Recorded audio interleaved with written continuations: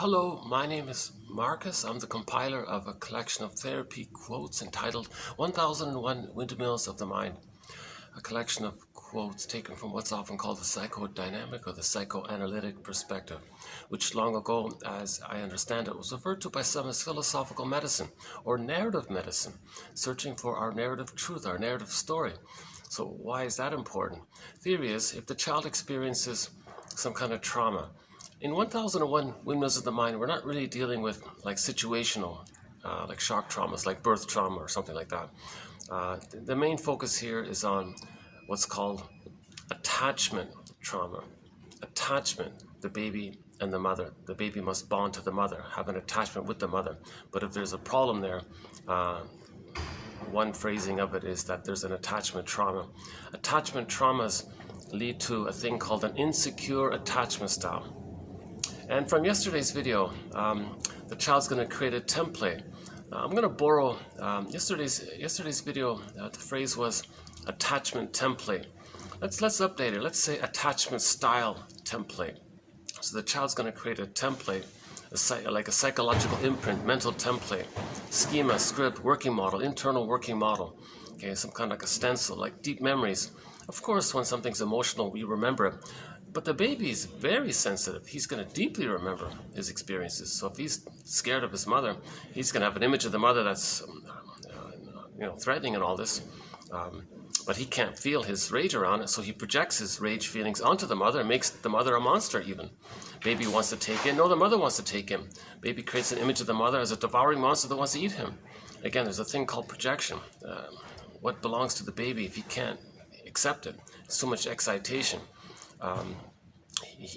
The mammalian part of the brain wants to send the child lots of cortisol, and in fact telling the person, baby, go, run, find another mother, escape, or try to fight with the mother, like control her, like make her change, make her be a good mother, So the child can't do it. So it's as if, as mentioned in the last video, it's as if, the baby's mind says to their own mammalian part of the brain, hold up, mammalian part of the brain. I know you mean well. I know you mean well. You want to send me lots of adrenaline and stress hormones, telling me to flee and run and fight or whatever. But I can't. I'm helped. I came out of the womb too early. All humans come out of the womb too early, and we don't have motor skills. We can't even crawl yet. Where are we going to go? And how much influence do I have over the mother? She's this giantess in the nursery, from my perspective. So mammalian part of the brain, hold up here. So mammalian part of the brain says, yeah, but you're in danger. Yeah, I know, but let me trick you. What are you talking about, it says. Well, I know you mean well, but I got to trick you. Go on. So I'm going to let you believe that there's no danger. Really? How are you going to do that? Well, so the mind says, yes, of course I feel rage, but what I'm going to do is I'm going to project, attribute, assign, think, imagine that I'm not enraged. I'll deny it and project it. The mother's enraged. Oh, I see, you're not enraged. But what about your needs to take in? Well, that's true, brain, mammalian part of the brain. That's true. In the beginning, I did have a basic need to take in. And yes, I got angrier and angrier. And I ended up with this fantasy that I could gobble in the breast, like control the breast, possess the breast, devour the breast. I had this devouring, greedy-like quality. And the books, they call it oral greed. So that's true, mammalian part of the brain. I did have that at one point. But here, let me trick you again. Okay, I don't have this greed. The mother's greedy. So watch this, brain. I'm going to be like a little Picasso here. I'm going to draw a painting for you. So the baby is, he's going to, as if draw some circle of the breast. Maybe there's like one nipple there. Maybe like the Cyclops is one eye. Maybe like that. But it's a giantess, so it's a giant, powerful entity. And the baby's rage? No, the mother's enraged. Baby wants to take in? No, this enraged monster wants to take me in.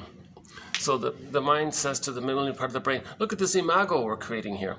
So so the mother is raged, she's starving, she's hungry. Look, I'll draw her as a hungry wolf even, or an angry witch or something, or any kind of frightening entity that wants to, like the witch wants, in Hansel and Gretel, the witch wants to eat the child, those kinds of things. So the witch won't eat me. Okay. Those kinds of images are to help the baby not feel, to help the baby trick their own mammalian part of the brain to not send the person too much cortisol.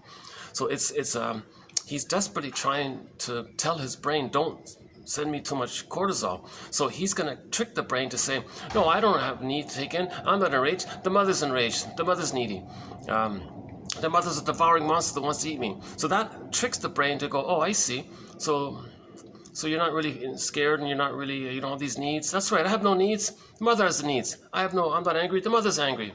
The mammalian part of the brain goes, I see. Okay, well, I get that part. But if you're relating to a monster that wants to eat you, and if that's what you think, but how are you going to take in the powder stuff? Or how are you going to survive? How are you going to take in whatever the mother's offering you, even though it's delivered in a very shaming way and all that? A good point, mammalian part of the brain. So let me do another trick. I'm going to deny that my mother is the monster that wants to eat me, and I'm going to put it in like a separate bin kind of thing, put it far away in the unconscious or something, and just repress it and deny it. And I'm going to make up a new mother instead. So that monster mother, that's not my mother. So the baby didn't really have a human mother really yet. He's just dealing with these images. Huh? So baby, so the baby's mind says to their own mammalian part of the brain, mammalian part of the brain, watch this. That's in the desert, that guy in the scorching heat, thirsty, and he's trying to survive. He hallucinates an oasis trying to survive. I'm going to do something like him. I'm just going to hallucinate a goddess breast, a lovely, beautiful, sweet, all heavenly, present, unconditional, nurturing, beautiful mother breast. And the mammalian part of the brain goes, oh, really? Wow, you can do that? Well, yeah, I'm going to do that. I see. Well, if you think you're relating to this goddess who's there for you and meeting your needs, well, then you're pretty safe, right? Well, that's right. Okay, brain says, mammalian part of the brain says, okay, fine, I won't send you any more cortisol. What a relief. Thank you. So the baby did two major mechanisms of the mind. Okay, so mechanisms of the mind, mental mechanisms, operation of the mind, maneuvers of the mind. Okay, they're called defense mechanisms or defensive operations of the mind. So all defense mechanisms of the mind are engaged in by the child's ego or mind to trick the mammalian part of the brain to not send in too much cortisol. Okay, so so the jargon is, it's a defense against anxiety. It's massive anxiety. The baby feels persecutory anxiety. And the baby feels the abandonment depression. The baby would feel whatever any baby would feel if he thought he had no mother, or the mother's hurting him and rejecting him. The baby's going to feel so-called persecutory anxiety, right? So he can't feel. That's too much excitation. Brain's trying to send him all to run, fight, but the baby can't. So to block that or to not let that happen, he's going to project his truth, okay, his feelings and needs. Mother has those feelings and needs, and that's not my mother. Make up a good mother. Now that's the goddess one. So that's called the splitting mechanism, where in effect he makes up two mothers and they're separate. Now this is seen in the motif of goddess and demon in fairy tales. The myths and fairy tales, like Wizard of Oz, good fairy godmother, evil witch, right? In any myth or fairy tale, you'll have one helpful goddess and some scary, frightening one, right? Okay, and they're seen as separate. Okay, by the way, this is my third sauna video. So these, when there's no, I really appreciate these guys. These guys are awesome.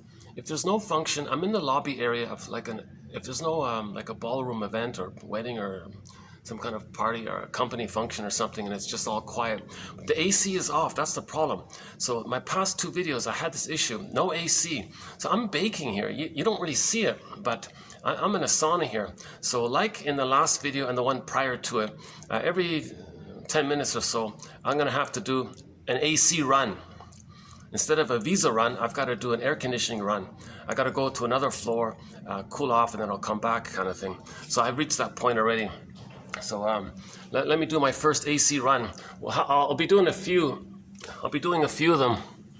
By the way, here's the view today. Yeah. So let me just.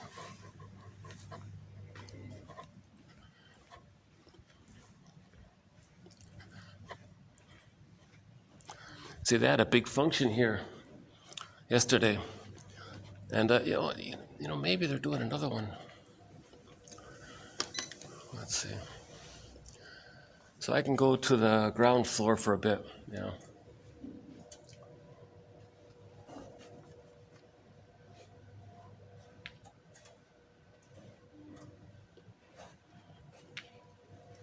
Actually, it might be just better if I just use the side ones here. Okay, so the baby is trying to figure out how to relate to his mother. Okay, the baby has to adapt to the breast mother. Okay, so humans adapt to their environments, right? So in other words, what's the baby's first environment? The baby's first environment is the breast mother, right? And how does he adapt? He's in a huge double bind. He must bond to her. He must find some connection with her for his safety. No baby can make it on their own. But what does he do? He's got to go to her, but she's hurting him. Now, it's from the baby's perception, okay, meaning the mother's misattuned, malattuned, doesn't understand the signals, misreads his cues. The bottomless schedule can do it. There's no reverie, no attunement, no rapport there or something. Babe feels very shamed by this. So it doesn't feel safe for him to have his feelings and needs. Okay, in another myth, Earth opens up and Miss Core gets pulled down into the underworld. In Atalanta myth, the king throws the baby in the forest. In the Disney film Inside Out, joy and sadness get zooped away. So in any the golden ball goes down the well. In a sci-fi film called The Room, little daughter opens the door missing in some mysterious room. Father has to run in and find her. So whenever there's, even in Iron John, the dog got pulled down into the lake all the time. So whenever there's some kind of animate, like alive, pure, gold, daughter, baby, maiden, like any kind of pureness, that's a symbol. Okay, so a symbol. So myths and fairy tales are symbols. Oh.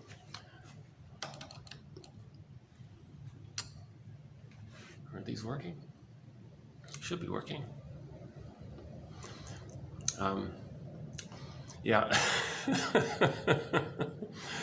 I just discovered these two hotels near each other, so I'm kind of bouncing back and forth. So this will be my second time here. Yeah, and I've done 2 videos in the other nearby hotel. Oh, here we go. I guess the problem with, maybe I can try this one first. So I gotta go to a place where there's AC, cool down, then I'll come back up. Problem is there's usually a lot of people around now.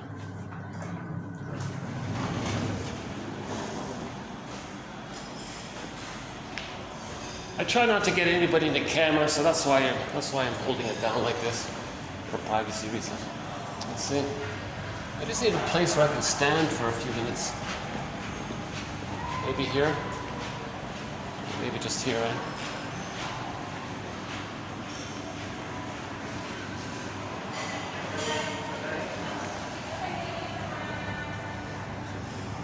Yeah, maybe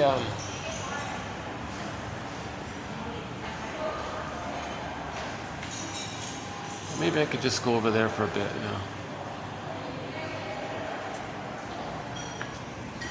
The restaurant's, yeah, okay. Okay, that's fine. Let me just sit here for about 10 minutes. I gotta cool off here. I'm drenched in sweat already. Lighting's not too great, but that's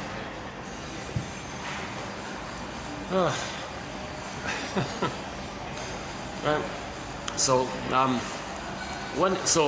what are we talking about? We're talking about attachment trauma or strain trauma, interpersonal trauma, relational trauma. Okay, sometimes called arrested development, developmental arrest, stunted development. Okay, so the child gets frozen. Earth opens up, Miss Core, something pure, gets pulled down into the non-reporting brain, into the underworld. So this is called repression. When something pure gets zooped away, right, like joy and sadness get zooped away, baby lost in the forest, like something far in another world, something pure and innocent gets lost in the forest in another world. That's a metaphor to describe repression. So these other places they're talking about, that's called the non-reporting brain. Okay? So the implicit memory system, the pre-verbal memory system, okay? And it gets recorded there. No time, by the way, it's pictorial. Baby thinks in images in the beginning. no language yet. But the baby records things and makes impressions and has imaginings about himself and others and so on. So there's a whole other world there, right? And he creates like a mapping, like a template kind of thing, right? Intrapsychic society, intrapsychic world in there, based on his memories around certain themes. So this attachment trauma or interpersonal trauma, relational trauma, etc., it's a strain trauma. It develops because it accumulates over time, so it strains the child. At some point, he gives up. Earth opens up, this pureness gets pulled down. Now, that pulling down phenomena, that zooming down, that's called repression. Now, so the pureness gets, it disappears, so to speak, like the girl disappeared in the room, right? And then, now again, the underworld just means the unconscious. Now, by the way, the baby's shamed by this. So in the underworld, the backdrop is the hell scene or the inferno scene, right? Again, metaphors. So that's a metaphor for the emotion of shame. The emotion of shame. In myths and fairy tales, it's this burning, biting feeling. So if you're an artist, you're a storyteller, you're describing the feeling of shame, you might paint like that hell scene. That just means the backdrop is shame. Okay, so the child feels immense shame when his mother doesn't understand the signals, meet his needs, miss a tune. Baby's emotionally hungry. Mother says, here's the food. No, I don't want the food. Yes, you do. No, I don't. I'm very shamed by this, these kinds of things. Mother puts honey on the rubber nipple. Baby's mammalian brain is overstimulated with the concentrated sugar. Okay? And then by that, the mammalian part of the brain perceives that as extra food, therefore extra safety, therefore serotonin. I'm safe. Babies get, but it's a trick. He's not getting safety from the relationship with the mother. He's not getting the safety of the love interaction with the mother. He just got a blip of safety with that concentrated sugar. That's a very shaming activity to do. Or maybe the baby is physically hungry. Mother says, oh no, gotta follow the schedule. Whoa, you know, maybe doesn't see the mother, maybe. Poof, baby doesn't understand time. Maybe during that time, he thinks there's no mother. Baby doesn't understand time. He doesn't think, oh, in 5 minutes she'll come back. During that time, he has no mother. So he's very scared, he freezes up. Okay? So his pureness gets zooped away, right? His innocence disappears.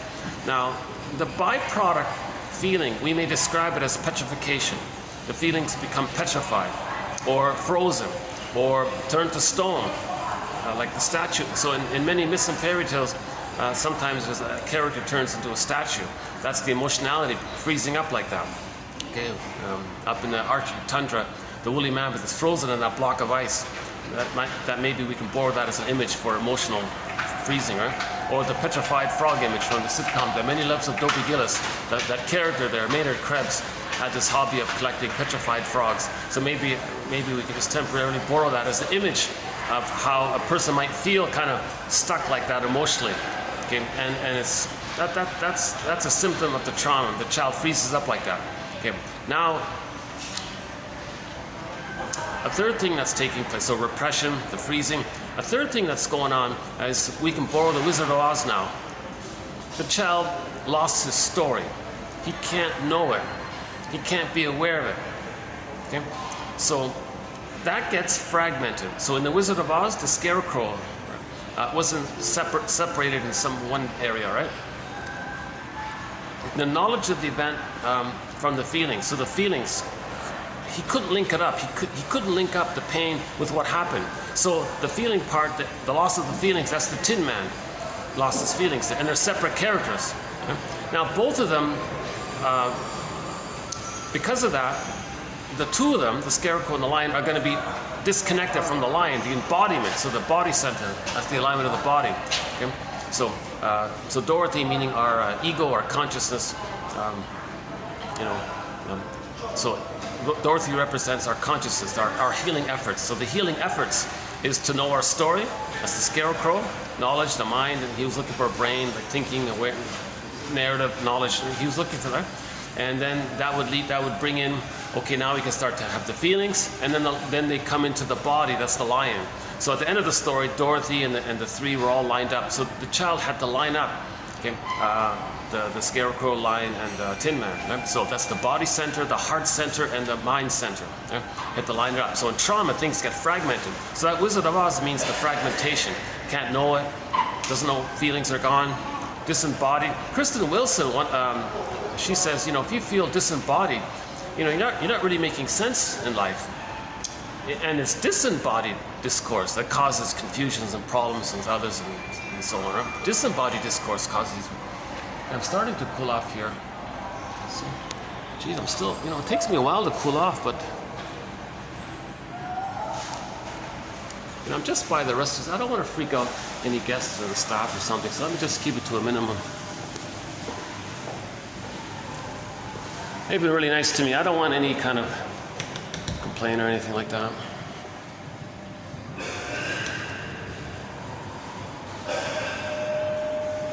Or maybe I can continue downstairs.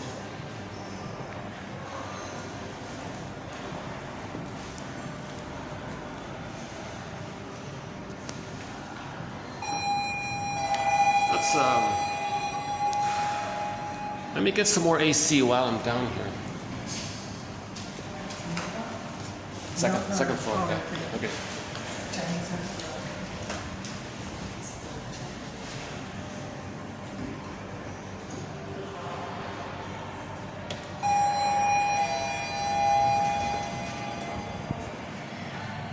Let's go to the lobby for a bit.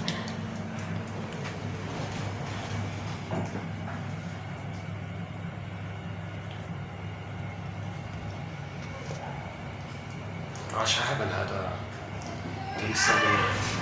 Oops.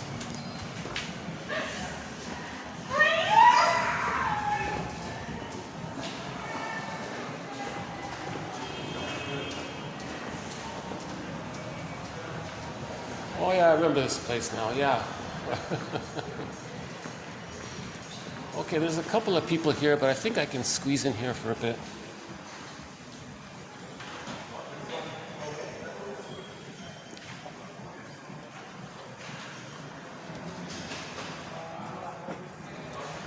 Yeah, let me continue to cool off here. Like it's 36, but with the heat index outside it's 45. And by the time I get here, I'm pretty much. So sorry about that. So one of the imperfections of my current situation, my regular spot where I did my videos, there were some changes. So I'm on the road again. I'm looking for a new venue where I can do my videos. So I'm looking for a nice, cozy, air-conditioned, quiet room where I can bring the good speaker, speak smoothly and freely. These interruptions are sort of a compromise on my end. I want to get the quotes out, so we'll talk about that part later on, maybe. Okay, so those are sort of the three temporary descriptions, of trauma. Okay, the repression, so that something's missing. The resulting feeling frozen.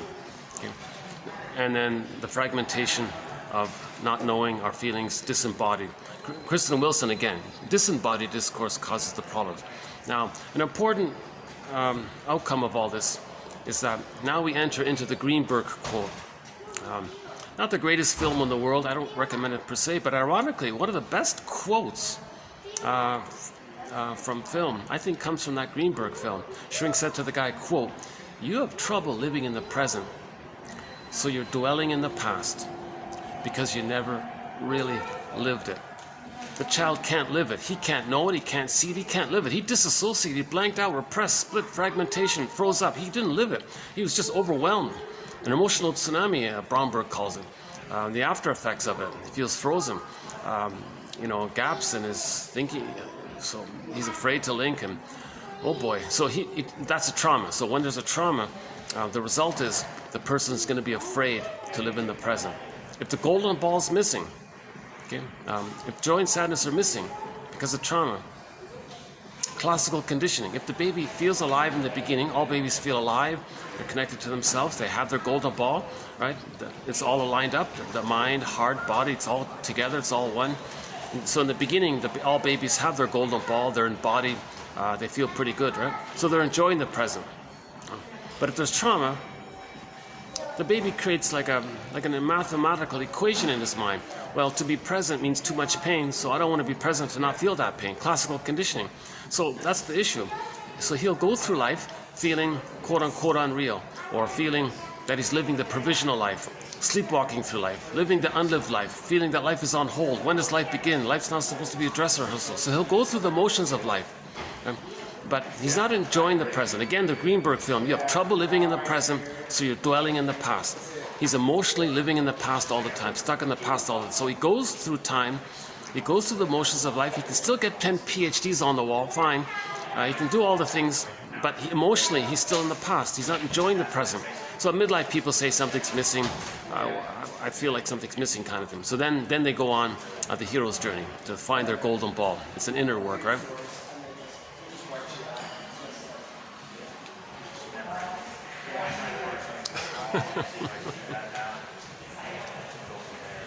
Okay, I think I've cooled up a little bit already, so maybe I can move up now.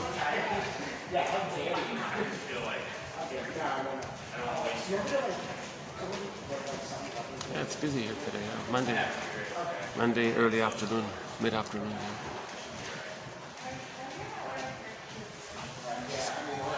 Yeah. Okay. Let's go back up.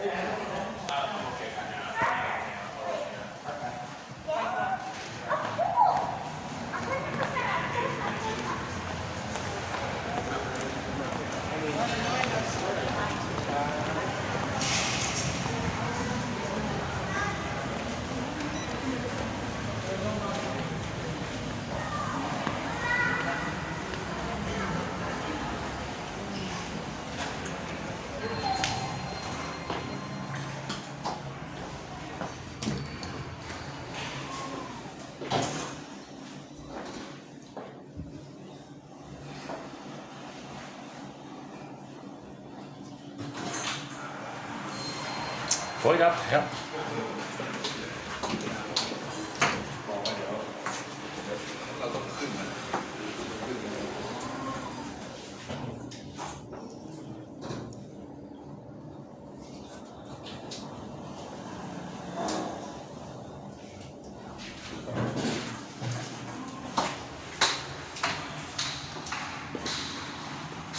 Hey, wait a minute, let me check this out. Hold on a second. Is this AC? Oh, there's no AC here. No, okay, forget it. Just to double check it. All right.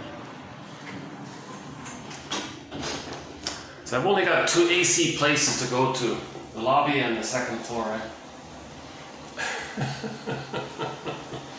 So I'll be good for another 10 minutes, then I'll have to do another AC run. Oh, but the staff are doing all our work here.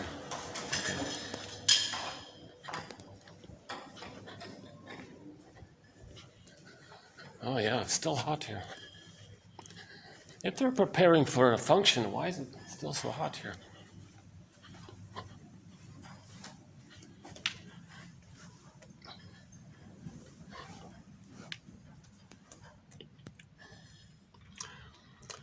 Okay, this is what we're talking about. The Greenberg film quote is very helpful. Schring said to the guy, "You have trouble living in the present. So you're dwelling in the past." Okay.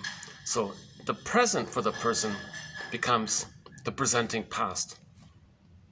The present is felt like they're still in the past.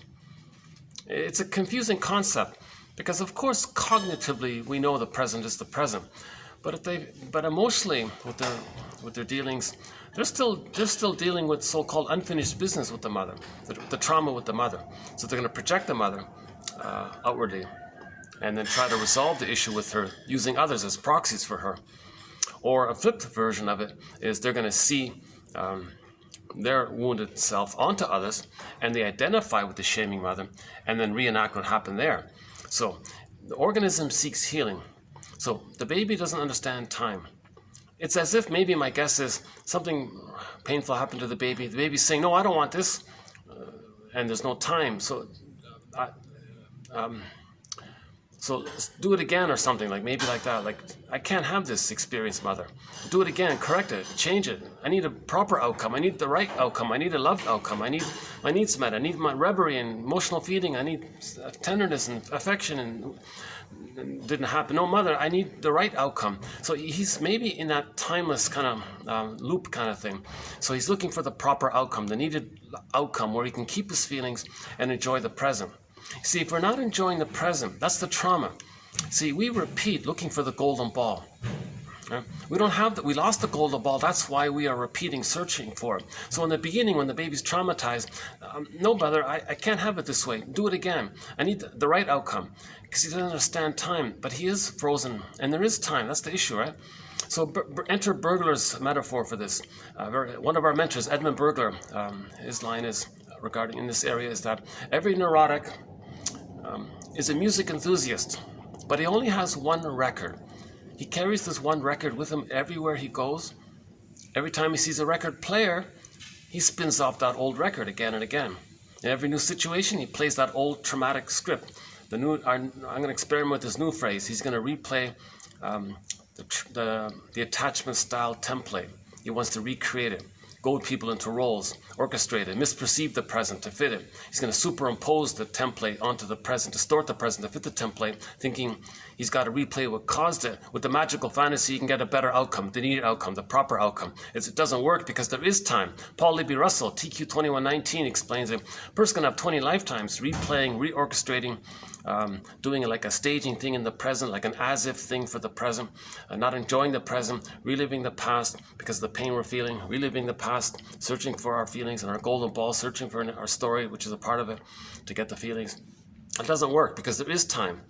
So all we can do is just be conscious of it, talk about it, have some understanding around it, and then somehow, thankfully, with that consciousness, the ghost can be laid to rest, and the ghost becomes an ancestor. The Furies become the Unemities. So we don't change the past literally, but with some kind of self-empathy, the idea is to build a nest for the egg. So one famous poet says, psychoanalysis looks for an egg in a basket that's missing. So we don't look for the egg or the feelings. James F. Masterson, another one of our mentors, says, don't look for repressed memories. Just build a nest. Build the basket, build a nest. So these quotes, these models, these speculations, these hypotheses, these invitations for mutual exploration, these stepping stones maybe for better ideas, this whole like being like a psychological detective looking for clues, okay, these little threads, trying to weave this basket. So that's all we're trying to do. Just weave the basket. The feelings will come in when the feelings feel that it's safe, that there's a holding there, like the basket's like the holding. The egg's not safe if there's no basket for the egg to be, right? That's a simple metaphor, right? So, where was I?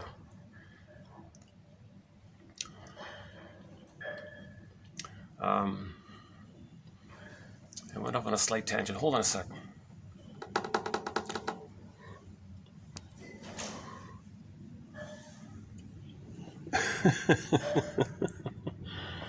It's kind of fun to be on this is my fourth video by the subway line. Every minute or so there's a subway passing by.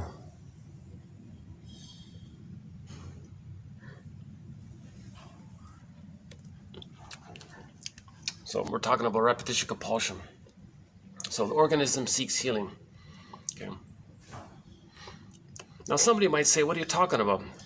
I don't feel anything.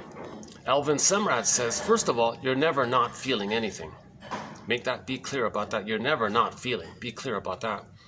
And if you think you're not feeling, that's when you're hurting the most. See, we're hurting. Okay, no one wants to live with psychic pain like that, emotional pain like that, even though it's numbed over with endorphins, the mercy thing, right? But underneath, they're feeling it. Shall I compare thee to an onion? Look under the endorphins, there's the pain. So it's numbed, right? So the organism seeks healing from that point of view. So the unconscious is trying to get the needed outcome. But the present can only be some kind of approximation for the past, something to symbolize the past. The present can never be the past because there is time. Nobody in the present is the breast mother. There's no nursery. There's no time machines. You can't fly back. There is time. Baby doesn't understand time. That's the issue. They're frozen in that state of timelessness. And they're always like spinning around in that timelessness. Sisyphus, they're always in that broken record. They're sort of stuck in that kind of loop there, right? So what's going on is the theory is in the present, they'll do some kind of role suction. They call it role suction, meaning they want to suck people into roles to represent the attachment style template, the attachment template, the role, reciprocal role relationship, the CCRT, the core conflictual relationship theme, the relational unit. Okay, this psychic relational template, or attachment template, or schema template. Oh, there we go. Yeah. Tempted to comment on that one, but I'll let that one go.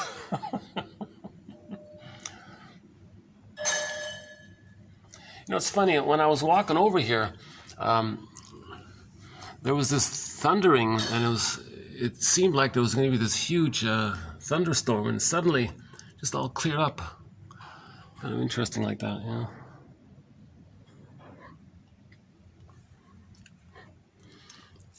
And in my panic, I ran out and bought a new umbrella.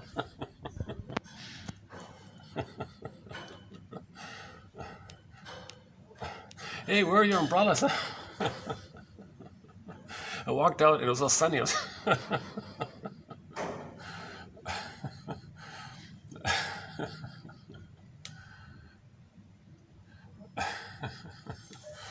I don't know, why am I laughing? Is it a sort of like, now you're safe, you're worried, now you're safe, right? You're worried about the thunderstorm, then everything's okay. So we have a thread on humor, psychoanalysis of humor. If you're a little tension, then you're safe, you might laugh. So that's a separate thread. Oh yeah, 2 videos ago we added a new quote to our thread on the psychoanalysis of humor about the pigeon. That's a great one about the pigeon. Should I do it quickly here? It's by a comedian who calls himself a New Age comic. The guy's name is Steve Behrman. He calls himself a cosmic comic. He does a lot of wordplay on New Age concepts. One interviewer asked him, "Hey, what's with this reincarnation thing?" He said, his answer was, "You know, it's funny how things turn out. There was once this man who wanted to be wealthy. He was reincarnated as a pigeon and made a deposit on a BMW." Well, there's 2 subways here. Yeah, we got a good batch of humor, jokes, and to support our. See, if you can understand the psychology of humor, you get some good insights about things. Edmund Burglar says if people who laugh at the same things, they might have the same inner conflicts, kind of thing, right? If the humor is dark, well, that they have a personality pattern based on trauma before 18 months. Anyway, that's a whole separate topic. We have 57 topics, 57 chapters. So I don't see how it's possible with my limited communication skills to be able to summarize 57 topics in one video. So what you're seeing here on YouTube is that we now have roughly 900 videos posted, on average 10 quotes per video, for a total of 9,000 quotes from the collection. So roughly 90% of the collection of 1001 Windmills of the Mind Psychoanalytic Psychotherapy's Greatest Hits are available here through the YouTube channel. Just click the more link under each video. Or for convenience, one can go to the coffee page. Link is below, www.buymeacoffee.com/psychoanalysis. It's a great deal. You get 10,000 quotes. 10,000 quotes. In effect, it's an encyclopedia of soul repair from the psychoanalytic tradition. Let's see, what's this one? This is some kind of kids fantasy movie or something, huh? Okay. Some kids animation film. All right. Yeah, that's true. I never would have known of the existence of that film had I not seen that ad there. Yeah.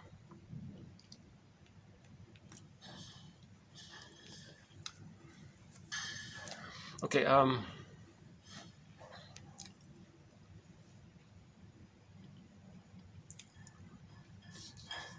sec. So where were we? I went off a bit on the humor thing. Repetition compulsion. Let's just go back to repetition compulsion then. So again, we can sense this a little bit, because usually at midlife, somebody might say that. They feel like they're sleepwalking through life, going through the motions of life, feeling unreal, these kinds of things, right? Something's missing and so on. So then they go on the hero's journey, called the second journey of midlife, or the midlife audit, or the midlife examination period, where they look at things like trauma, where they look at things like transference, defense mechanisms, how they are the things they're doing to not feel because they don't have the awareness to accept the feelings that would come up. So again, we got to build a basket first, then the feelings come up, then the healing, feel it to heal it. So it's called the mourning process. You got to feel it, you got to mourn it. But when joy and sadness get zooped away, that leads to complicated grief because the person can't accept loss. If sadness is zooped away, the person can't have access. The person doesn't have access to sadness, so they can't mourn loss. That's called complicated grief, aggravated grief, and so on. Leads to pathological melancholia, nostalgia. Pathological nostalgia, melancholia, and it can lead to soul loss, nervous breakdown, burnout, emotional fatigue, these kinds of things. And because the person if there's trauma early on like that, and the person sadness is zooped away and they can't mourn losses, and if there is a loss later on, they never admit it. They might do a thing like they'll just deny it. No, there was no loss. Who cares? They might do sour grapes. Didn't eat you anyways. So they'll deny it. So they're always denying. But they're going through life being reminded of the loss. Deny. They're reminded again. They're getting older and older. They end up, it has a snowballing effect. So then everything around them, because this pressing to admit it, so everything around him, more and more little things are going to remind him of the loss. No. So he can't mourn the loss. Again, the psychic structure needed, or the psychic equipment needed within to mourn losses, is to have joy and sadness at the console. But to have joy and sadness at the console, okay, the person has to differentiate from the mother. Now in trauma, if they're using goddess and demon imagery, that prevents splitting. So that's why the first step is to see the two sides, forgiveness. Okay, go to YouTube, Bruce Springsteen, Independence Day, Toronto. Listen to the introduction he gives to that song about seeing the two sides of the parents. Rosanna Deerchild quote, the more I learned of my mother's story, the more of a person she became to me. So we see our parents as people beyond being parents, and still some blessings, although they didn't know it all, they couldn't do it all. They would have if they could have. Still some blessings, Springsteen said in that one. And Barry Grosscup, forgive your parents, heal yourself, know their story, know their favorite jokes, know their earliest memories, see them as people, as wounded. We're all homo traumicus, basically. For Homo sapiens became a trauma. Theory is we're basically a traumatized version of ourselves called Homo traumicus. Someone said Homo economicus, but it's underlying it. The more broader is the Homo traumicus. We're traumatized versions of ourselves because one estimate is that 90% of the babies, I can just refer to North America, 90% of the babies in North America are not getting a secure attachment style. So that's going to lead to something other than I'm okay, you're okay. In normal development, natural, normal development, child ends up being loved by someone who loved him. I'm okay, you're okay. That's normal. And joy runs the console. The normal temperament, the baseline operating emotion for a human being is that joy runs the console. When we say joy, we don't necessarily mean that bouncing around great excitement thing. Joy, and one form of joy is called the serene, inexhaustible fullness of being. That means the embodiment. You're connected to yourself. You make sense. You're embodied. You're enjoying the present. You're enjoying the presence. You make sense. Okay, I'm okay. You're okay. Things are present, realistic in the present. Creativity, generativity. And so it's generative, it's positive. There's no disturbances in the sense that when joy is zooped away, okay, and we're stuck in the past, we're trying to replay the trauma. Okay, Greenberg, you have trouble living in the present, so you're dwelling in the past. So, and if you're disembodied, you don't make sense. Why? Why doesn't a person make sense? Because if the person is frozen in the past, they want to recreate the needed good oneness, bliss with the mother, to feel safe, to have their feelings. But nobody in the present can be the good breast. No time machines, So how this looks is that usually the baby lost the oneness. So the baby was one with the mother.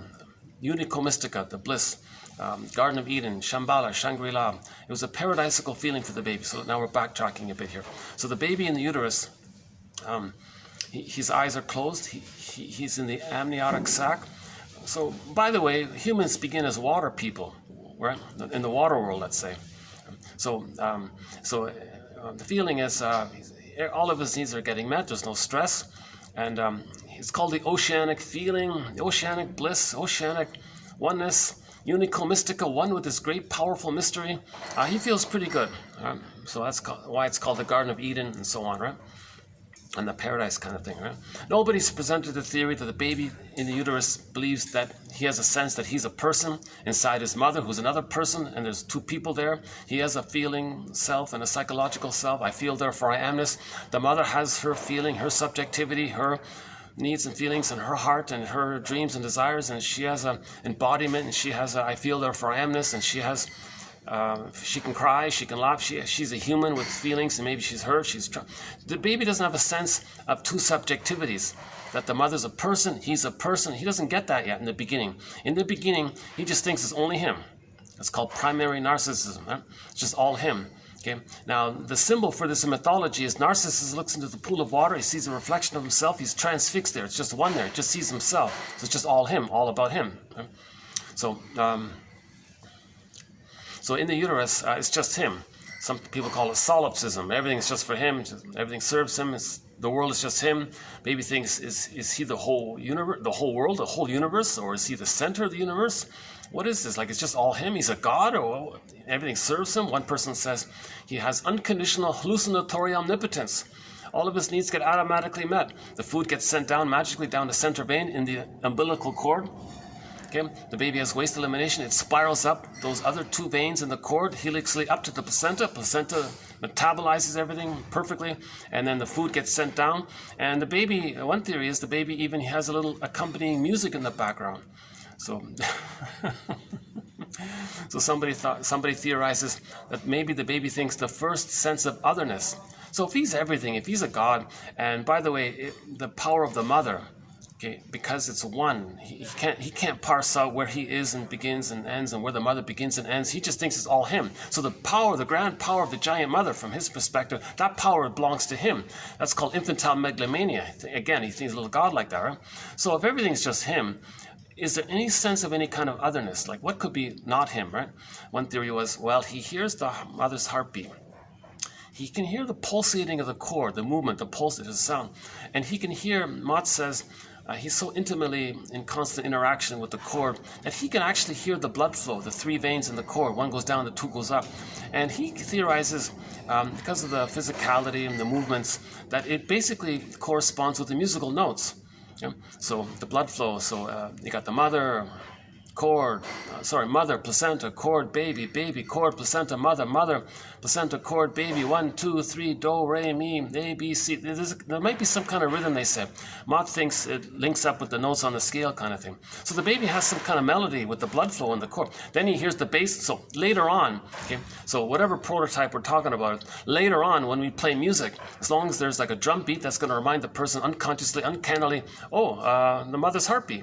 Okay, if there's some kind of bass line in the song, that's the pulsating of the cord. And it's any kind of melody, 1, 2, 3, do, re, mi. Okay, that's going to remind him of the melody. So that's why music, the theory is that when we play music later on, post-birth, it might remind us of that kind of musical time that we had in uterus. Now, that links us to when we had our golden ball, we had our bliss, we had our heaven, we had our paradise, we had the unico mystica, we had the Garden of Eden, Shambhala, Shangri-La, we had this, peaceful, beautiful, heavenly kind of beautiful garden. You get it, right? A lot of stories about, wonderful places. So the baby's in that kind of happy, wonderful place, right? So music reminds us of when we had that happy, wonderful place, right? So that's why we love music, he said. Because it reminds us of when we had our golden ball, when we were present. Again, baby was present. Assuming there was no prior trauma, right? Like earlier prenatal trauma, and he's frozen in a prior place. Just assuming everything was okay in the uterus, and he has his feelings in his body, and he makes sense, he's enjoying it, then music can remind us of that time when we had our presence, and we had the oneness and the power and the paradise and all that. So that's why we love music, because it reminds us uncannily of when we had our present, when we had our golden ball. In the present, we felt embodied, one with the great power. So we love music because it reminds us of that heavenly kind of time, right? Grassi, TQ 2542 and 1, yeah. So for more on this, 2541 and 2, part 2 of 2 actually. And Grassi said, in the beginning was the sound. In the beginning was the sound. The sound was with the mother. The sound was mother. So then someone linked it up. He said, well, does that mean the mother is music? Musical, the first mother is music. The musical other, they called it. So maybe that's how important it is. And oh yeah, hang on a sec. I just saw this morning some kind of reference to Bruce Springsteen. A lot of people call him the boss, right? I remember a joke. The president guy at the time said, "Oh yeah, I may be the president, but he's the boss." So the music, interesting that music can be linked with the boss idea. So from the baby's point of view, the mother is the boss, right? The music is the boss. The music is the mother. So the first mother for the baby is music. So if there's a popular musician out there that everyone loves his music, let's say, and people nickname him the boss, maybe that conveys that kind of importance to music. That music is like the mother boss for the baby. Right? So people find it very appealing. Oh, he's the boss. Yeah, he's the boss. Right? So maybe the baby had a mother, the mother being the music boss. So it was called a musical other. So in the word mother, put a dash between the M and the O in the word mother. So it was called the musical other. And the musical mother, other, right? So music is like the other, reminds us of the music mother kind of thing. That's a whole, again, whole separate topic. One of our threads is on the psychoanalysis of art, which includes music. So that's a separate, I can't summarize all that. It's just a part of it. So again, 2541 and 2 for more on that one. Grassi, Francis Mott, Francis Mott has interesting ideas about him. And I think Gilbert Rose is in there, a couple of other authors in that area. Oh yeah, what's his name? Another very good author. And there's one from Argentina. Oh, Grassi's from Argentina. That's the one from Argentina. Yeah, Grassi.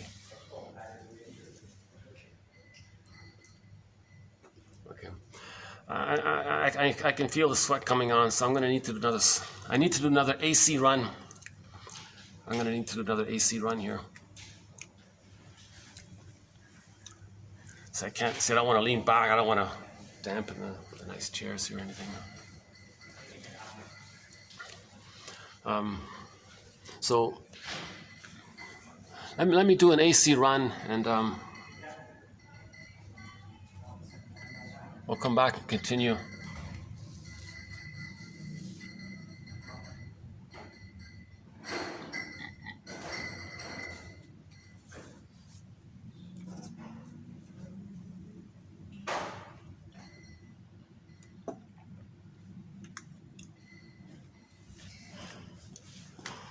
Okay, let's do the AC run here.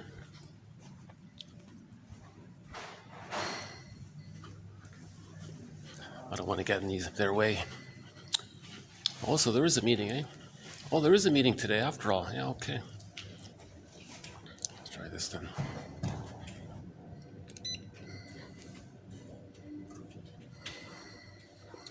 I don't even know what it is.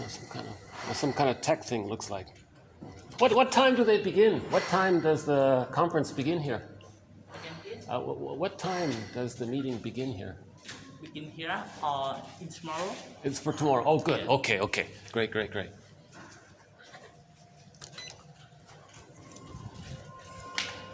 Oh, that's good. So I can stay here today. All right, good.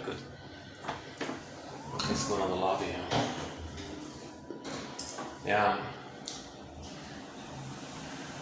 See, between these two hotels, there's a good chance on any given day one might not have an event. So that's great. So hopefully this is going to work out here.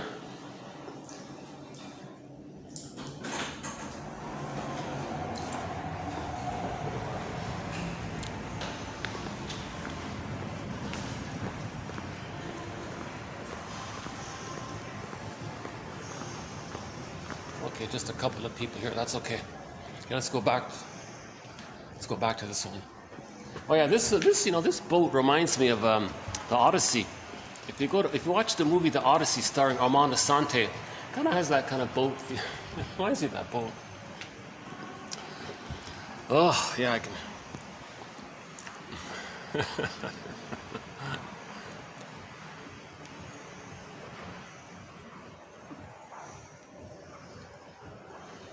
You know, it's rare to find like the farmers selling stuff from the back of their pickup truck. It's very rare. My goodness, yeah, why? That's too bad, yeah. I think once a guy was selling some of his products from his farm. I can never see him again. You know, I guess they discouraged it or something. Okay, let's change to here. Hold on a second. Does that work?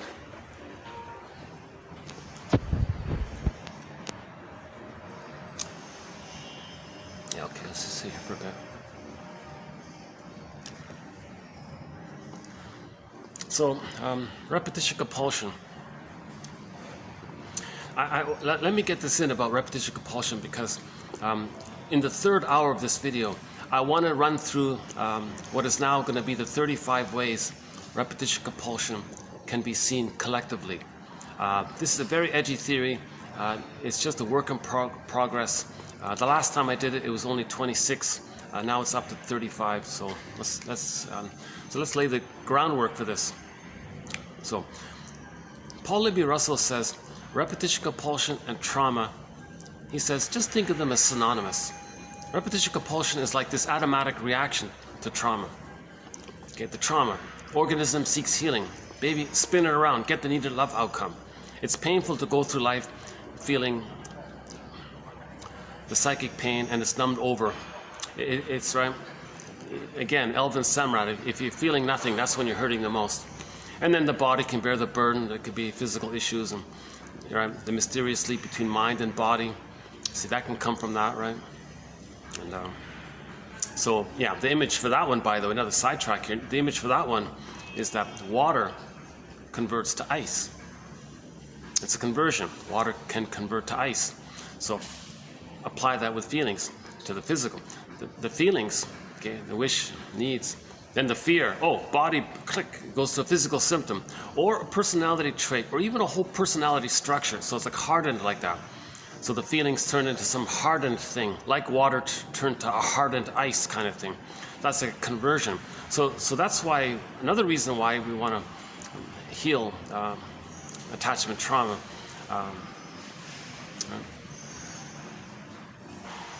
Because then the body's going to bear the burden. There'll be a symptom which reveals and conceals, sort of like the compromise there. So the body keeps the score. The body remembers. Every body tells a story. These kinds of things. Some people think the whole body is almost like, you can almost even think of it that there's so much of the unconscious through the body kind of thing. Like the body is really holding a lot of the unconscious feelings, you know? So physical symptoms reveal and conceal the emotional problem. Sarno, our main lead on this one, John E. Sarno, he thinks that 90+% of our physical psychosomatic symptoms are from the rage the baby felt from being shamed. Baby had a wish, he was enraged, goes into the body. That's his summary. He wrote 4 books just to sell that point.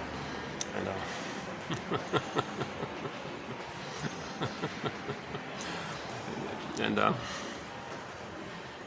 I don't buy his eye theory. He says, yeah, when I present it, people feel relieved. Their backache is gone. Just when I give the lecture, I don't believe it. Maybe there's like a fluke moment when someone was on the verge of, you know, I don't think somebody's mind is that strong, or just the knowledge is gonna like liberate them like that. Usually when you're mourning and grieving and accepting some feelings, you need to be safe with somebody. I need to feel safe. So grief is healed when it's witnessed by a caring other, because the caring other helps you to feel safe. When you feel safe, feelings come up. Just like the humor thing. You get a little tension in the first part of the joke, you get the answer, you feel safe, you laugh. It's the same mechanism for grief, but it's just deeper. All that buried, unacknowledged, all that denial, you feel safe, then you cry. Same mechanism. So you feel safe, feelings come up kind of thing, right? If it's mild, from the mild tension, you laugh. If it's from the deep, buried denial, loss, all that, you're going to really cry about that, right? So you need the safety. So that's why you need a caring witness. Now maybe that guy in the audience who said he heard the lecture and his back was better.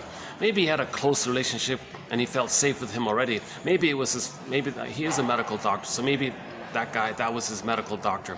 He was in a good mood that day. He felt safe hearing the lecture. So maybe there could be an exception, but generally speaking, just reading a book's not gonna, do it. The book just helps you to give you some clues for each person being their own existential psychological detective, weaving the basket, weaving the nest.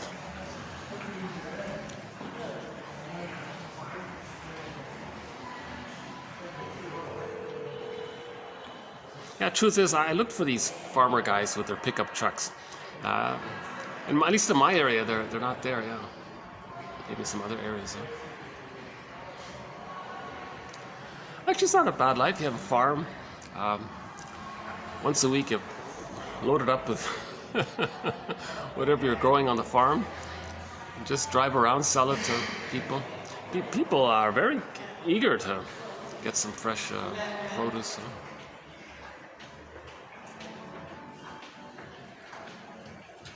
I don't know the whole story. Oh, it's not these. Yeah, the one disadvantage of this spot is all the the porters and all that. This is their hangout spot. Okay, let's go back up. I think I've cooled off there.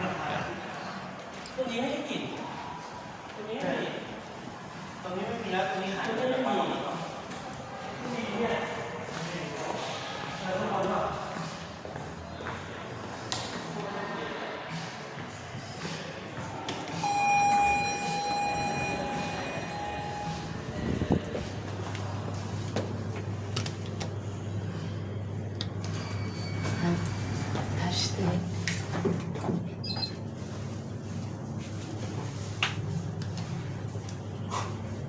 이것도 꺼지고 30층도 꺼졌잖아.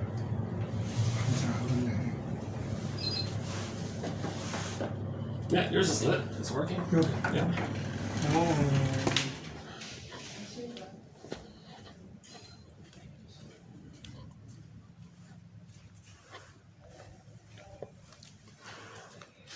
Oh, this reminds me of the staircase. Watch the movie Now Voyager. There's a pretty good scene in that film called Now Voyager where the shrink, walks down the stairs to confront the abusive mother, to protect the daughter who was being abused by the mother.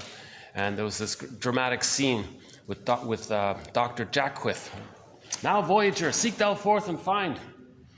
And the mother was saying, so the shrink was saying, what are you doing to your poor daughter here? You're using her and you're treating her like a slave or something. My God, what are you doing? Mother's rights. She says, I have a right to have someone take care of me. Nonsense. So he was pretty firm and said, very nonsense.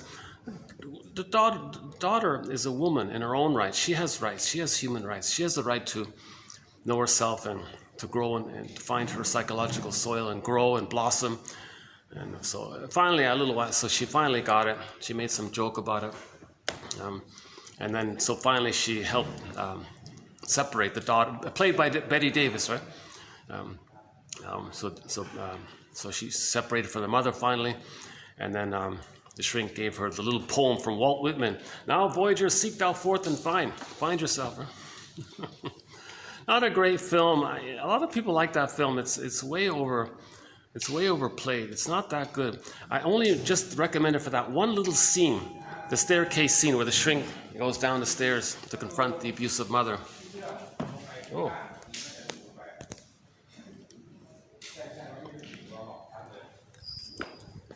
Okay, I think I can go back here. Let's go back.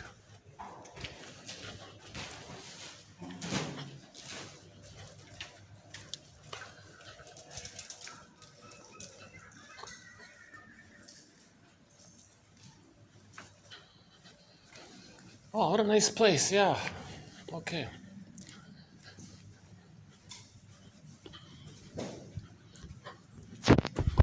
Oh gosh, I gotta say, this is one of the nicest places I've done my video in, right here. Yeah, today it's one of the nicest places.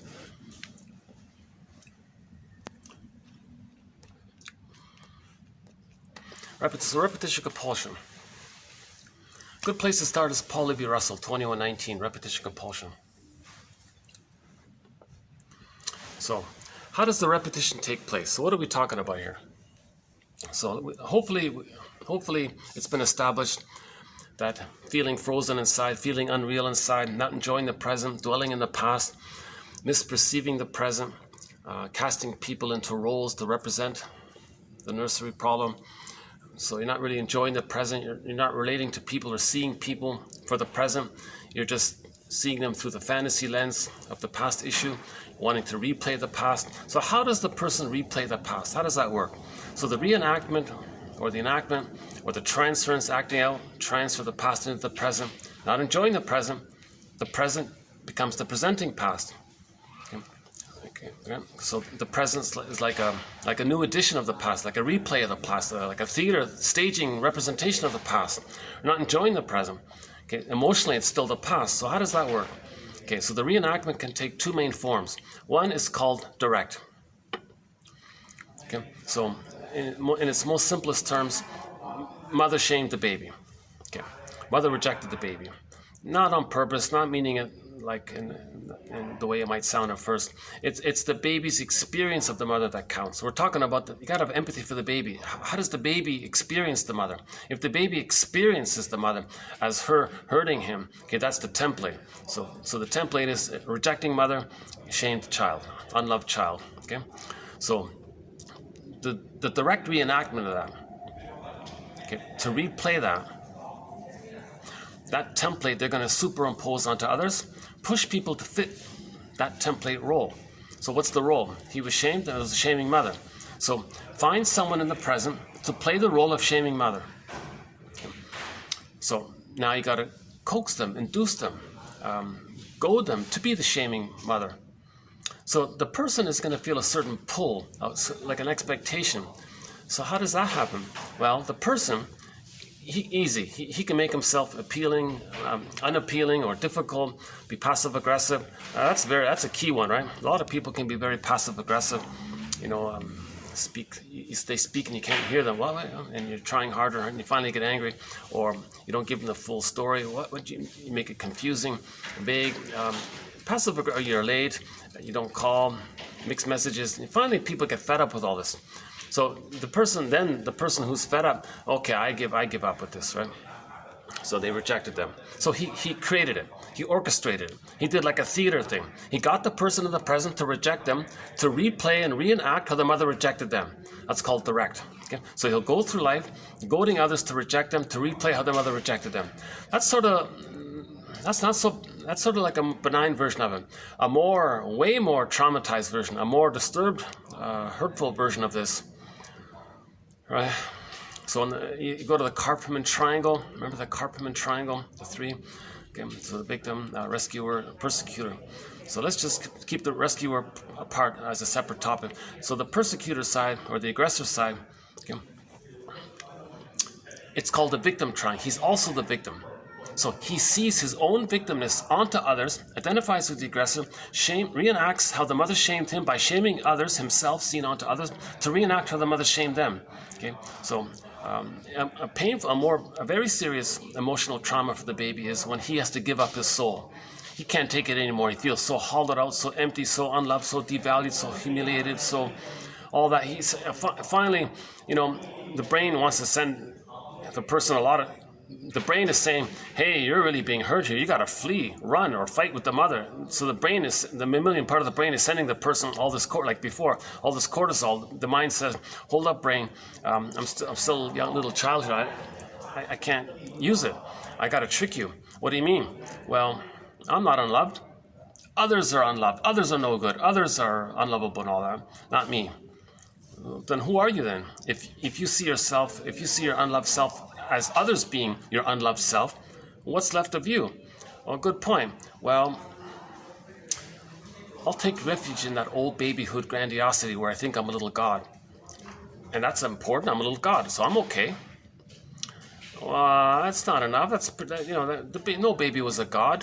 That's just a fantasy thing. I don't buy that. Okay, hold up, brain. Wait up. Don't send me any cortisol. I'll do this. You're right. I do feel empty. This is not enough.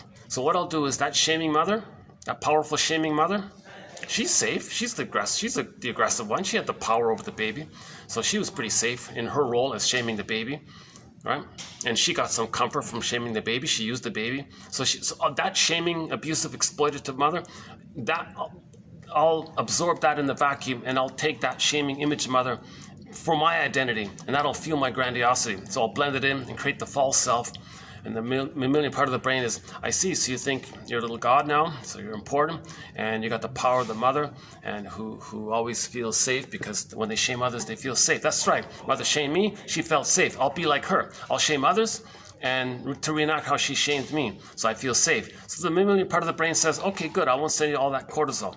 What a relief. But at a huge cost. At a huge cost, the person goes through life with that template where they become the aggressor. Their unloved self, they're always going to see onto others. So they're dependent. Now they're like addicted. They're kind of stuck, dependent to shame others, to reenact how their mother shamed them. Okay, this is called identification with the aggressor, a more severe aberration of trauma. That's the more disturbed one. It leads to the bully pattern, the Iago pattern, the envy one, right? Lower functioning BPD. The narcissistic pattern, shaming others all the time. The cynicism gratifies the grandiosity. Another one from Edmund Burger. Cynicism gratifies the infantile megalomania. So they're not even really in the human realm, so to speak, because the main emotions in that primal place, that early place, all the anger, right? So anger is the reaction to when the love isn't there. Anger is not primary. Anger is just the reaction when the baby's not loved.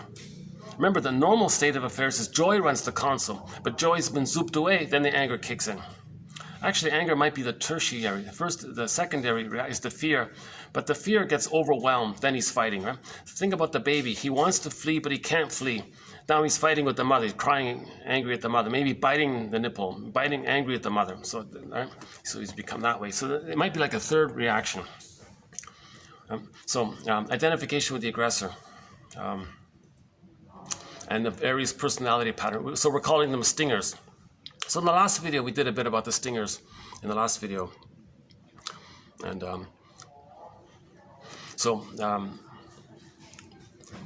their setup is to have the false identity of them being the aggressive mother.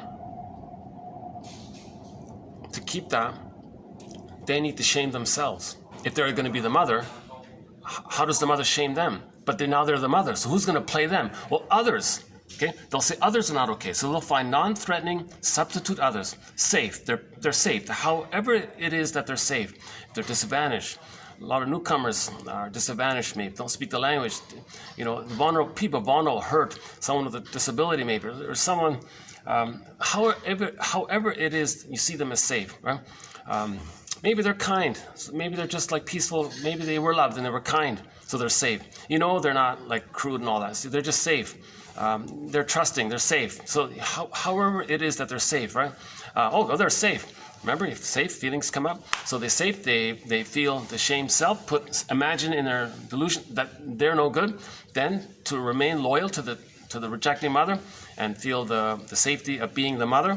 They want to shame others, to reenact how the mother shamed them. That keeps them connected to the mother because they've become the mother. They are the mother. So their sense of attachment, hence safety, hence schadenfreude, is when they shame others.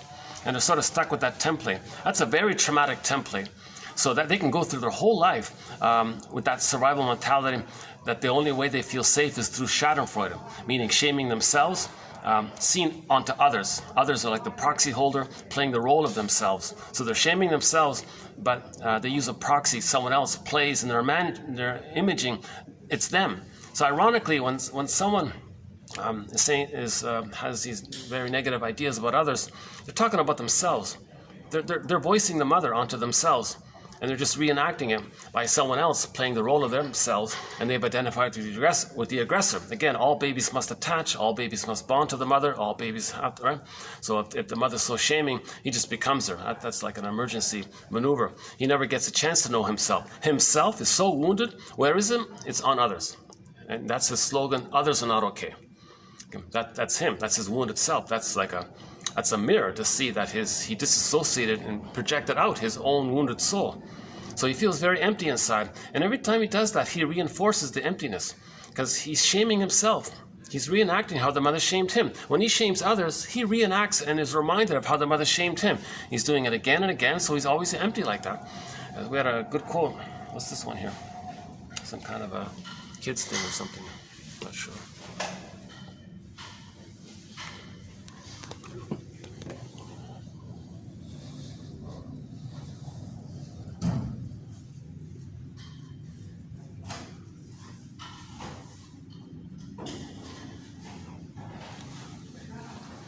Yeah, I'm just noticing these guys, they have a pretty good, These, that condo there, they've got a pretty good, Nice little big balconies they've got there. You know, these glass windows, they're good. You don't hear too much noise from the street too much. It's good, yeah.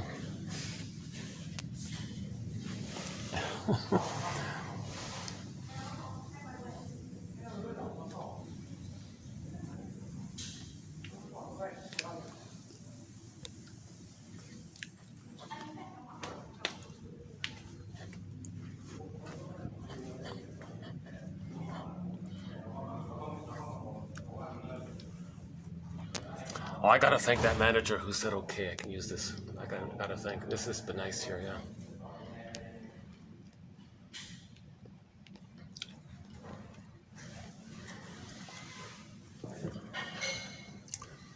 Okay, let's see, maybe I can use the back now. Still, look at that, see, I'm still damp in the back. I'm still sweating, huh? Actually, that's my anxiety. See, I have unconscious anxiety. I didn't really know this, but if a person sweats easily, that's because they have unconscious anxiety. When I first saw that, oh my God, yeah, that makes sense. Again, the body bears the burden, the bodily symptom, right? The sweating is a bodily symptom, right? Revealing and concealing my unconscious anxiety, right? So I'm looking for my story too, right?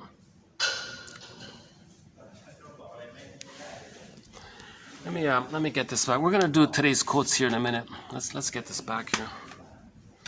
So we're posting this in the year 2023, summertime. Caps lock.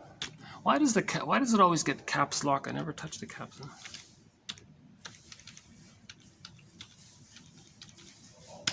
All right, here we go.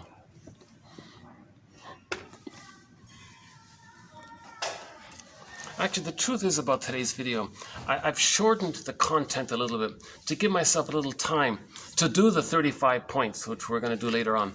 So this is what I'm leading up to, actually, because I haven't presented this in a while. So I want to do a little bit of an update on it. I need at least a good hour, maybe an hour and a half to do it semi-justice. This is a work in progress. It used to be called the 26 ways. Actually, it started off as, the last time it was the 26. Now it's up to 35. But to have some kind of sense to not immediately dismiss this, to maybe, hey, wait a minute, what's going on here? It sounds a little far out. Very edgy, I get it. That's why if we have some of this, what we're currently talking about as a foundation, it might then be able to link to this. Okay, this represents collectively how we are repeating the past and the present. So an individual can repeat the past and the present two ways. One is called direct, go to others to reject them. The other one is identification with the aggressor. They shame others to reenact how the mother shamed them. Okay. So keep that in mind in terms of how it works if everyone's doing it, or most people are doing it, or if 90% of the people are doing it. How does it look then? So that's what this is addressing, right? The collective witnessing of many people repeating or one form that the repetition compulsion can take. Now, we can see it easily in relationships, romantic relationships, right? So so the mother shamed them. If somebody in the present reminds them of the mother somehow, if somebody in the present has some psychological attributes or personality traits or demeanor or posture or even appearance maybe, it reminds them of the mother, they're going to be triggered of the mother. now they're seeking for a good outcome with the mother. So they're going to be triggered back to a place before the trauma. So they fall back. That's called falling in love. They fall back to the infantile. So it's called infantile love. Or we say we transfer the emotionality and the unfinished business with the mother into the person in the present. So the partner is just like a proxy character for the reminder, for the memory or the reminder of the parent. So emotionally, they're back with the oneness of the mother. Either it was partially there, or it was missing, and now they're getting it, or it was negative, now it's positive. Whatever it is, they're going to get, now it's like a second chance. So repetition compulsion can be seen in romantic love, right? Passionate love, puppy love, infatuation, called transference love. Okay? It's infantile love, right? So you meet someone and they remind you of the mother. And you don't know why, but you're head over heels. Spellbound, love trance, those kinds of things, right? Okay. So you're in this trance. So you're wow, so that's that wow trance, spellbound. That's because the baby was spellbound when he was one with the mother. Wow, it's blissful feeling. So falling in love, it's like the honeymoon period. So the honeymoon phase of a relationship, that re-evokes, that revives the original symbiosis that the baby had with the mother. Remember, that's the paradise feeling, the symbiosis, the oneness with the power. That's the wow, that's a symbiosis. In the falling in love phase, we revive some of that. So the honeymoon phase of a relationship or marriage kind of revives some of that. Okay, so the partner in the present, cognitively, the person knows the person is not the mother and all this, right? But they don't know why, but emotionally it feels like the mother or the father. If the person transfers the issue with the mother onto the father, they may superficially think it reminds them of the father. But the father just carries the displacement from the mother to the father. Okay, shall I compare thee to an onion? So it could be the father, but really it's the mother underneath. So anyways, let's stick with the mother. So the person in the present reminds the person of the mother, so they're back to the one with the mother. That's the falling in love phase of the relationship. Now they quote the title of the play called "I love you, you're perfect, now change." Okay? So the fantasy is that the partner, emotionally the parent, the partner being like a proxy placeholder, like an actor for the representative of the parent, emotionally the parent. Okay, the partner, the fantasy is that the partner / parent, are gonna be the good, needed love partner that was needed in the nursery. That they're gonna be the right loving mother that should have been there, because they're back there. That's falling. You fall back. It's a regression. You fall. That's why they call falling. You fall back to that early infantile place, infantile lover. So that's the fantasy. It's as if they're getting a second chance now. So please do it right this time. Please meet my needs that I didn't get. In other words, the partner is supposed to be the good mother that never existed. Huge pressure on the partner. They can't do it. Right? Now they're going to leave. Now, reference the song "Turn to Stone" by Jeff Lynne, ELO, right? Jeff Lynne's ELO, I guess. We haven't played that song yet, but he does a very dramatic song there called "Turn to Stone." So the protagonist in the song felt petrified with the trauma with the mother. He didn't know it was repressed. He didn't know it, right? So he met a girl who reminds him of the mother, who made him petrified, turned to stone, statue. But he's not aware of it. It's numbed over with endorphins. So he meets the girl there and says, wait a minute, you're not going to leave me, are you? You're not going to go away, are you? Because if you do, I'm going to be reminded of how I felt turned to stone by the mother, petrified by the mother, so please don't leave. Now, he's not aware of this. So what he does is he does like transference psychosis, basically. He projects the mother onto the girl and thinks the girlfriend, is the mother, and says, if you leave me, girlfriend, I turn to stone. That's literally what the song says. Girlfriend, you can't leave me because I'm going to turn to stone. Then he does a guilt trip thing. Now he's trying to control her using guilt. No, you can't leave me. I'm going to turn to stone. How dare you? How can you do such a cruel thing? So he's actually trying to guilt trip the girl, to control her because he thinks that's emotionally it's the mother. You see, that's how desperate the baby is. The baby wants to control the mother. So he's trying to control the girlfriend with the guilt trip tactic. The girl says, was way too much pressure. You're expecting way too much. I'm not your mother from the past. You're not even seeing me for a person who I am. Oh my God, I'm out of here.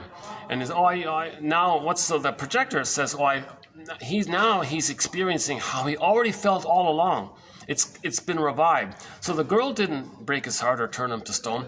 She just triggered it up. It just comes up. And actually that's an attempt at healing, because we repeat and reenact to face the feelings that we repressed originally.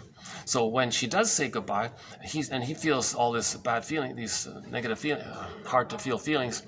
That's actually what he tried to feel originally as a child, but couldn't. It's just coming up now. She just triggered it up for him. Right? So then he can do, in the last video, they had this meditation mindfulness retreat thing I noticed.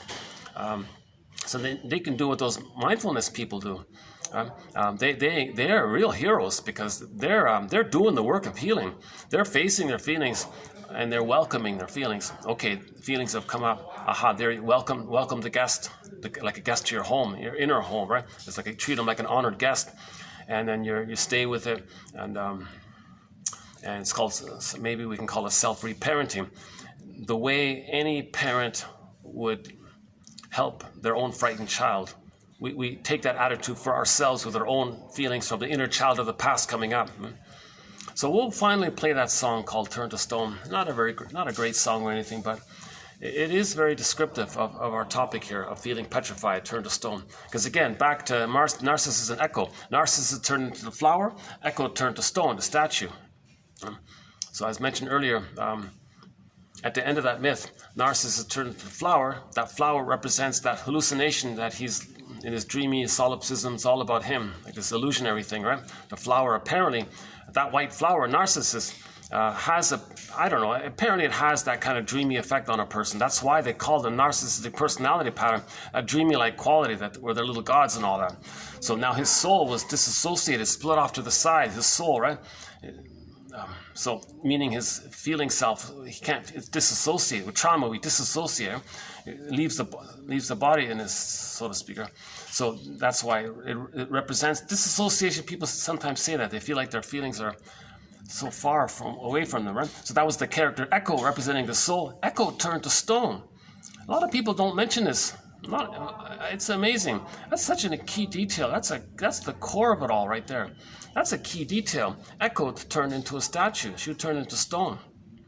Now, I don't know if Jeff Lynne was borrowing the Narcissus Echo myth when he wrote that song, or if he just intuitively came up with it for how he felt, or how someone else felt, or maybe he was trying to help someone else acknowledge it. I don't know the story about that. Not really a fan. Yeah, a couple of good songs. What's the one from the Out of the Blue album? There's a couple of good songs. Sweet Talking Woman. Oh yeah, he's got a song called Evil Woman. Yeah, interesting. Yeah? So he's facing his. He might be facing the pain with his mother, maybe, because he does have a bit of a detached, slightly personality. Some people think he's a 5 on the Enneagram, like withdrawn, like that. Always wears sunglasses and a beard, always hiding, kind of like just. That's a tough one, because if you're on stage and you got 50,000 people looking at you, maybe I don't know. The city streets are empty now. The lights don't shine no more. And so that's the song. Turn to Stone, right? Turn to stone. When you were gone, I turned to stone. Yeah, when you were gone, I turned to stone. What a thing to say to a girl. Imagine that, some guy saying to a girl, when you're out buying some nail polish or something, I turned to stone. It's a nail polish ad.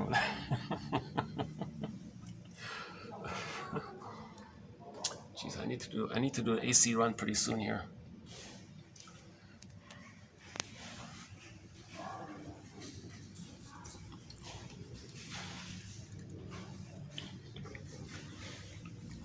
The city streets are empty now. Lights don't shine no more. And so yeah, he has like a rap kind of song in there. Like there's a partial rap in there, right? Oh, there's that new kids animated film, whatever that one is.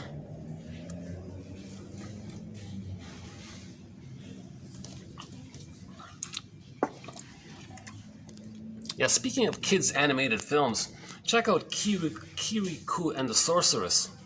That's a very good one. That's a very good one. Kirikou and the Sorceress. It's originally in French, but they have an English dubbing of it.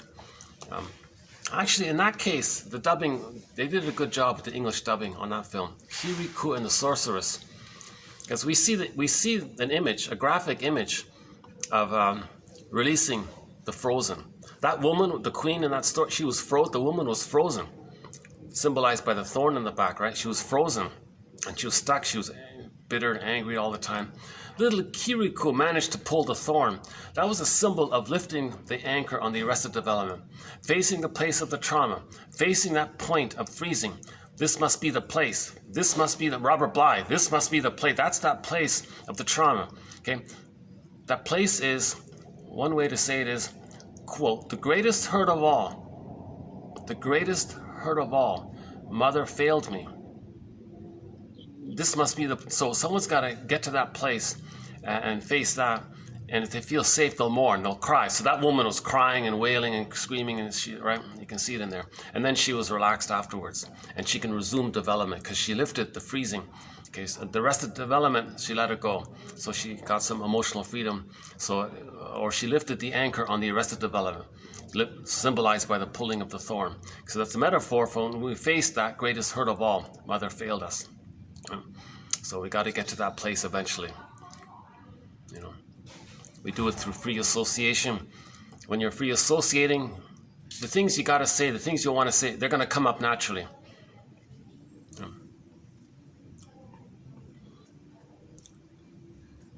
Still here? Jeez, my back. Oh, it's not only the heat, but it's the back as well. Huh? I'm still a little damp in the back here. You don't need to hear this, eh? My little things here.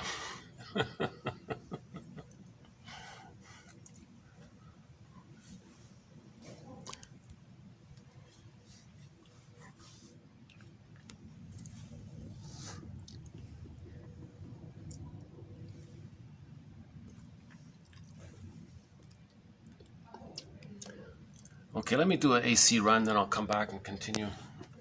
Yeah. Okay, let's do another AC run here.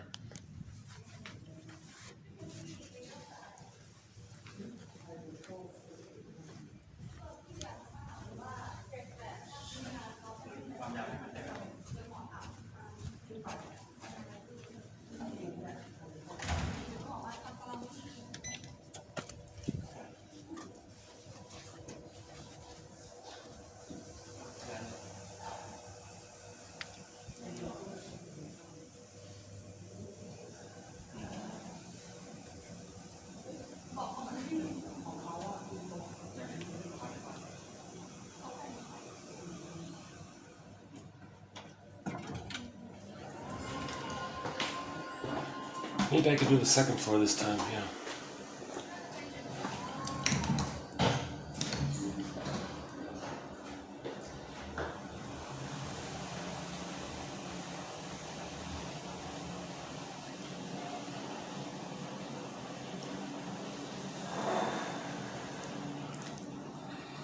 Let's see.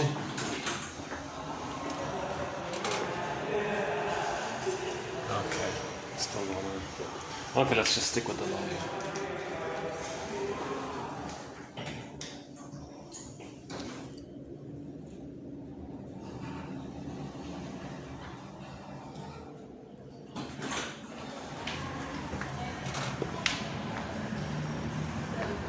Yeah, okay, maybe I can just sit here for a bit. Let me cool off here.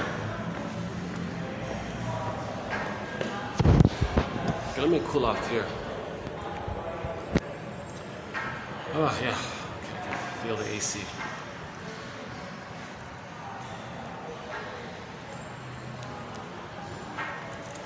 Okay, so repetition compulsion. It's a fantasy thing. It's a fantasy that the present can be the past in search for a better past. So back to the falling in love one. Somebody reminds you of the parent. The fantasy is that the partner is going to be the good mother that should have existed originally in the first place. a good mother that never existed. Right? A sec.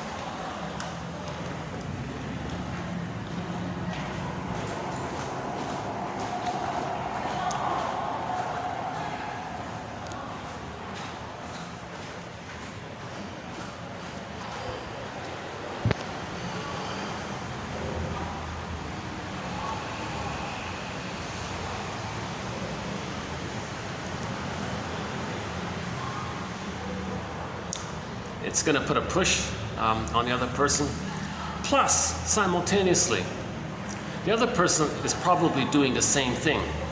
Because a person is not going to fall in love with a healthy person. A healthy person won't trigger up the memory of a dysfunctional mother. So they're not interested. The triggering won't take place. The great excitement won't take place. The great excitement takes place if the partner is dysfunctional themselves. Dysfunctional enough in correspondence to the dysfunctionality of the mother. That's the great excitement. So they're not interested in healthy people. It won't trigger. So that means the partner is dysfunctional themselves. So chances are they're doing the same thing. They want the other person to be the good parent that they needed in the nursery. So now there's going to be a kind of unhealthy competition. In effect, they're both saying to each other, you be the good parent that I needed in the nursery. No, you be the good parent that I needed in the nursery. So they're going to do this cat and dog kind of thing. You know? So they're going to compete to see whose childhood they're going to recreate. So they both have exaggerated fears of rejection and abandonment. So that's the cat and dog thing. When one feels the abandonment, they're going to be the pursuer. Okay. Then the other one feels pinched upon, they're going to be the avoided, like the cat. They're going to flip around like that. And so there's a lot of drama, a lot of roller coaster emotions, a lot of ups and downs, I guess. So this is usually these relationships rust out or burn out or become like sour milk. Maybe, or at best, they become very devitalized. But with consciousness, they can make if they're willing, if they're conscious of what they're doing, if they're conscious that they're trying to replay the first 3 years of each other's lives like that, they can make I statements, and then the relationship can become a healing psychological path if they just make I statements.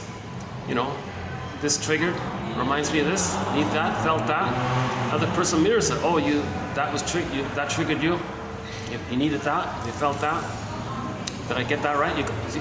You understood what I went through. She makes an I statement. He makes an I statement. It goes back and forth like that. So this is enter our thread on how to make an I statement. A good place to start is TQ 2360 by Susan Campbell on how to make an I statement. So couples can upgrade transference love to regular abiding love. They can make that transition if they make I statements. So again, 2360 on how to make an I statement. Or just get her book, Susan Campbell's book called From Triggered to Tranquility, on how to make an I statement. Plus, you got to factor in the basic point made by Marshall Rosenberg, Language of Life, NVC, the Language of Life, that one there, about the link between feelings and needs. The real emphasis on consciousness about the link between feelings and needs. The needs get met, very simple. Needs get met, feel pleasant. Needs are unmet, feel almost abandonment, depression feeling. But you got to be specific, you got to name them. Had this need for a connection, didn't get met, felt angry and scared, and the other person mirrors that. Not right.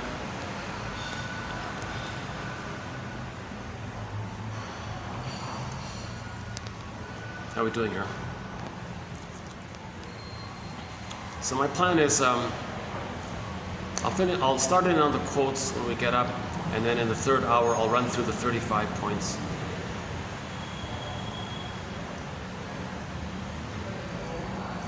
But again, keep this in mind as a heads up. It's just a work in progress, the 35 points. And it is emotionally draining, you know, so I feel like I gotta build up to it almost. And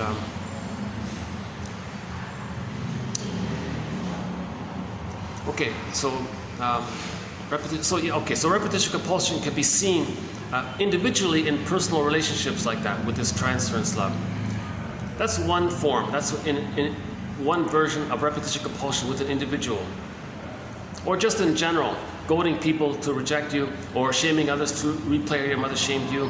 Okay, superimposing that template into the present coercing people, distorting the present, misusing the present, misunderstanding the present, inventing the present even, just making it up to fit the template. So now you're putting a real pressure for people to play a certain role. It's called projective identification. You project and believe that the person you're projecting onto possesses the thing that you're projecting. Now you give them the identity that they have that thing of yours that you put into them. Now with that belief that they possess your thing, you interact with them with that identity that you gave them. So give people identities for their psychological needs. Now that's going to put a pull and a pressure on people. And maybe at some point it's a self-fulfilling prophecy. The person's going to show signs of that role in the past. And they say, aha, I knew it. So they recreate it. So they're not enjoying the present doing all this.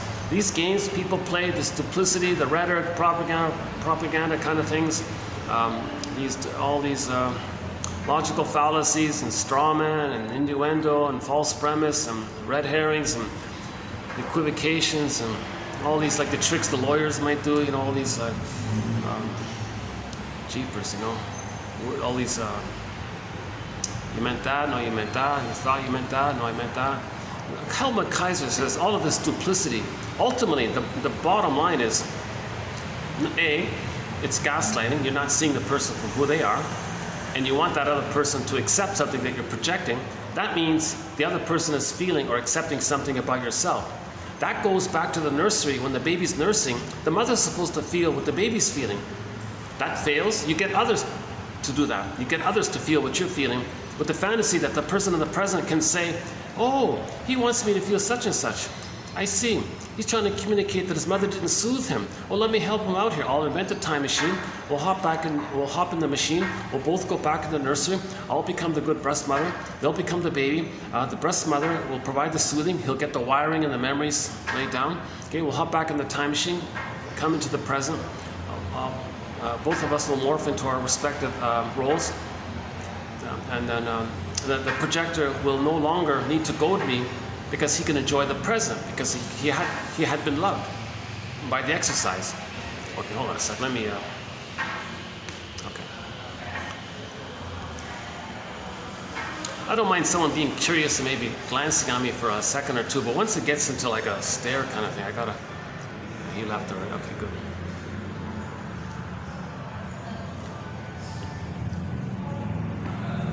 Fair enough, I do it. I'm curious. I look, what's that? I might look for a second, but I don't stare at anybody. Jeez. Well, that's a scary thought. If someone is staring at someone, maybe they think they're spellbound, they're transfixed. They remind me of the mother. Maybe there's something like that going on. Okay, so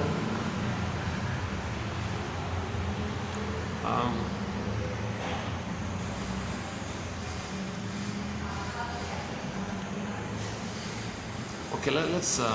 I think I've cooled up. I think I've cooled down here. So let's go back up.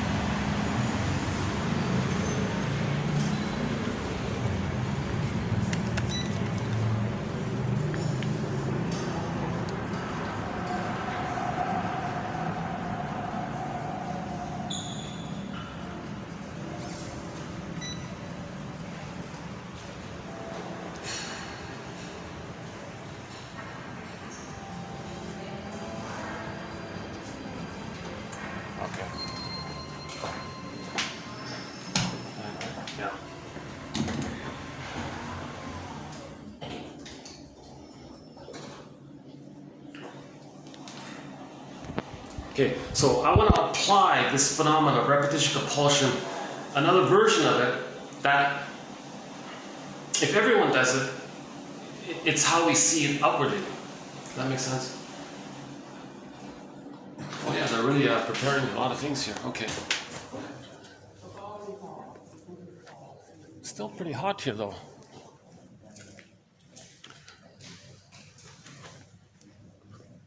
Okay, it's not as hot as it was before. Maybe it's just me. I'm cooling down. All right.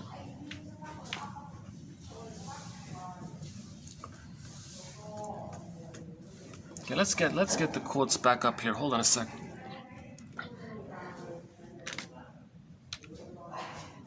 Caps lock.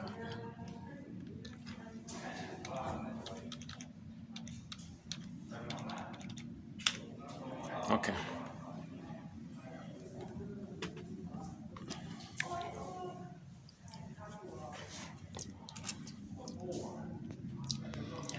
In one of the quotes in the last video, we talked a little bit about the pleasers and the clingers and the caretakers. They hold on to "I'm not okay, you're okay." The stingers give up on that. Their wounded soul, they say others are no good. The clingers and the pleasers sort of accept it. That's why they're more emotional, more anxious, more childlike. Now, love and gratitude have entered the psychological picture if they can still hold on to their wounded soul. But you see it, they're wounded, so they're visibly like that. But they actually care and they have empathy and they can see the two sides of the story. So they're a little more reasonable that way. Ironically, they're more emotional, but they're more reasonable, ironically, right? The stingers, they're caught in that archaic trauma of where the baby wanted to take him, no, the mother wants to take him. So their philosophy as well is my greed or your greed, my envy or your envy, me or you, it's us, we are. They have this barbaric sort of babyhood trauma, meaning the baby's brain is still about survival. So if they're traumatized at that survival place, they're thinking in that kind of archaic, or I'm not sure what the right words are for it. But the baby's mindset is, I don't need to take in, the mother takes in. So the template is, well, if the mother wants to take me in. So there's like, it's either or, right? Mother shames him, or he's going to be the shamer and shame others. He thinks in this kind of either or mentality. So it's a very simplistic way. Related to it is the goddess and demon imagery he creates. Okay, so that's going to lead to the either or thinking. So it's very simple that way, right? So one author said, the more traumatized the baby is, the more he's going to go through life in either or thinking, all or nothing, idealized or devalued, perfect or forget it, all or nothing. These kind of more or less either or mentality. They don't want to see the fullness of a situation, how a person might be trying, but they're wounded. They care, but they don't know how to care. They don't want to see things in that sort of way. And what's this one here? Oh, this is the one with no ad on it. Yeah, I had the fantasy last time that I could put 1001 Windmills in the mine. See, no one knows about. Yeah, just like how I didn't know about that kids film. Not many people know about 1001 Windmills of the Mind. So I had this fantasy I could put a sign on the subway. 1001 Windmills of the Mind. Psychotherapy's greatest hits. buymeacoffee.com/psychoanalysis.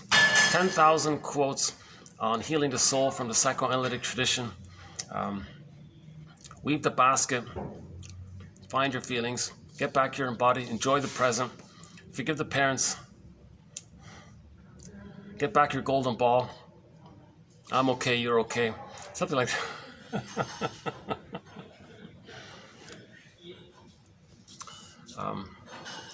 So the stingers are trauma, is basically trauma before 18 months where their wounded soul is onto others. Now they need someone to shame, someone to blame, someone to hate, someone to devalue, someone to control. Now they need someone. They need to do to others what the mother did to them. That's how they feel safe with the mother. Hence their attachment. Hence the Schadenfreude. And they're stuck like that. And another facet about this, Morton Keeson says that they're being loyal to the mother because they become her for the attachment. They're afraid to face the truth towards the mother. So Morton Keeson, 91 and 2, two very good. We did 2 videos just on Morton Keeson's work. A very important material. 21, 91 and 2.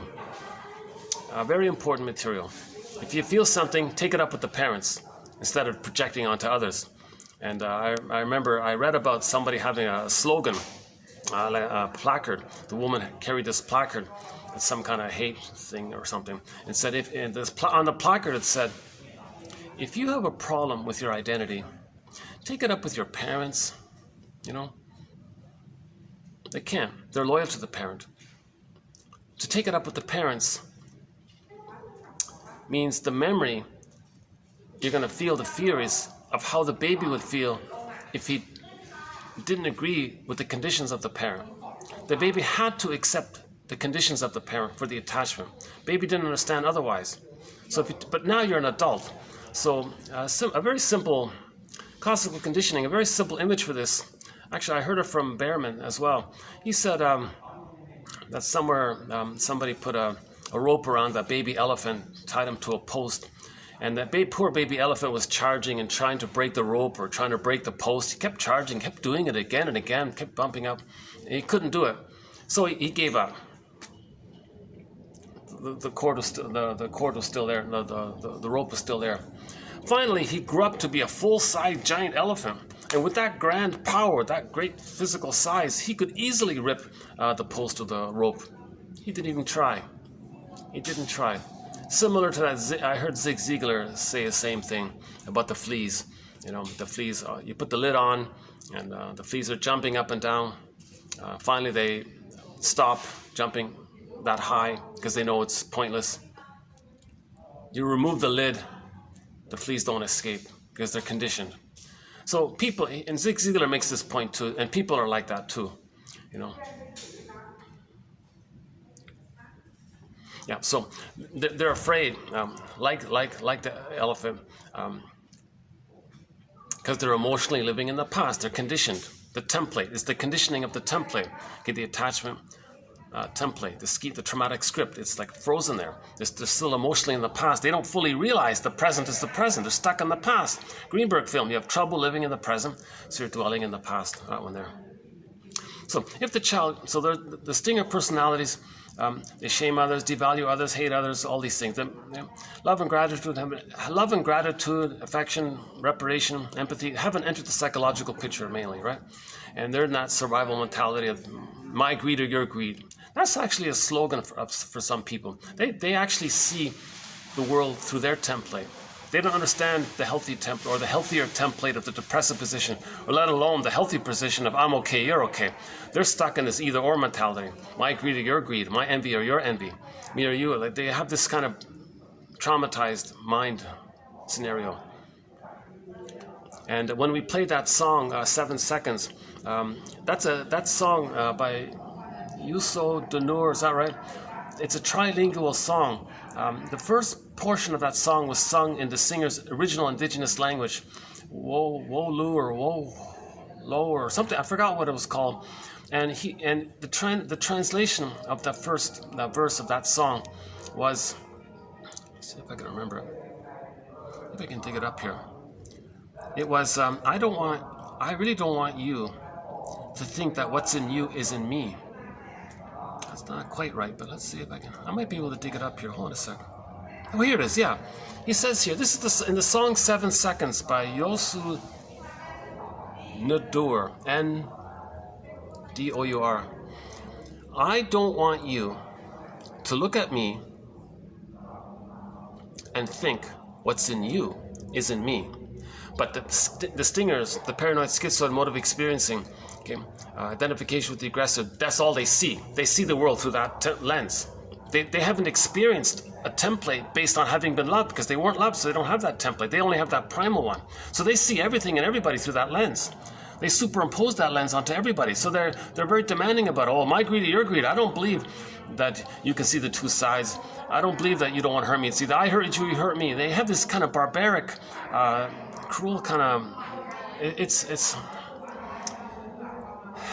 hard to always hold like it's hard to hold like a compassionate stance. Shrinks say don't like or dislike, just try to understand. So in psychoanalysis, try to understand all this. We've got to understand this. Okay, they're operating out of the immense rage of having been so shamed. Okay, so then either shame or be shamed. They have this either or mentality. They never got the love from the mother to get to a place where the mother is partly loving, partly frustrating, and there's complexity there, three-dimensionality there. He can hold the two sides. The mother was a person, then he can differentiate from a person. The baby can't differentiate from the memory of no mother. If he's got the goddess and demon imagery, that's not a person. The baby can't differentiate from kind of some split fantasy images of goddess and demon. And the demon one is his own feelings. He doesn't have any love-based foundation to separate from. He can't differentiate, you see? So in that song, yeah, that's the translation. So if you hear that song, maybe I can just play that part. Hold on a second. Maybe I can dig it up quickly here. Do we still have it? Let's see. We just played it recently. I should still have it here. Hold on a sec. 7 seconds. And when a child is born, he has no concept of the skin he's living in. Where's that one here? Eastern Owl, Hayfield, The Cars, Reflections, Sissy Houston, Ann Shell, Streetheart, Beatrice Deer, Sikani Purizaka, Delirium, Nazareth, Dan McCafferty, The Odyssey, Katja Epstein, Peer Gint, Solvig's Song, Calypso, Chilliwack. Oh, here it is. Yeah, let me just play the first part of it here. Here's what I was just talking about.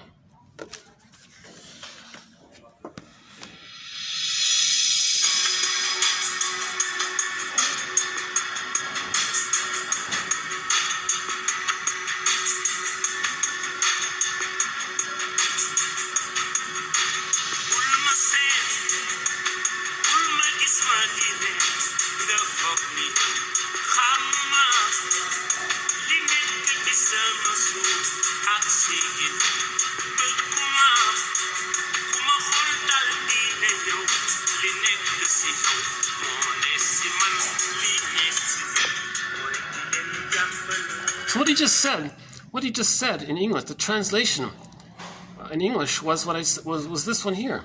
He said in the first part, I don't want you to look at me and think what's in you is in me. Too many projections. It's too many projections. Projecting too much makes one desperate, because the emptiness, they're desperate to project, right? They can't help themselves, they got to project.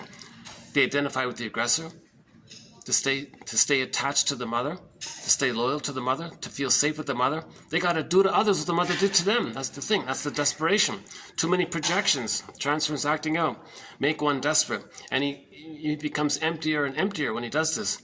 And then he says here, I like the doors. I like the door instead. He said, I like the doors open so that friends can talk about their pains and joys. So he said, let's sit in a circle, create a ritual, safe space. 2 videos ago, we had a thing about the clearing. If there's a clearing in the forest, there's light.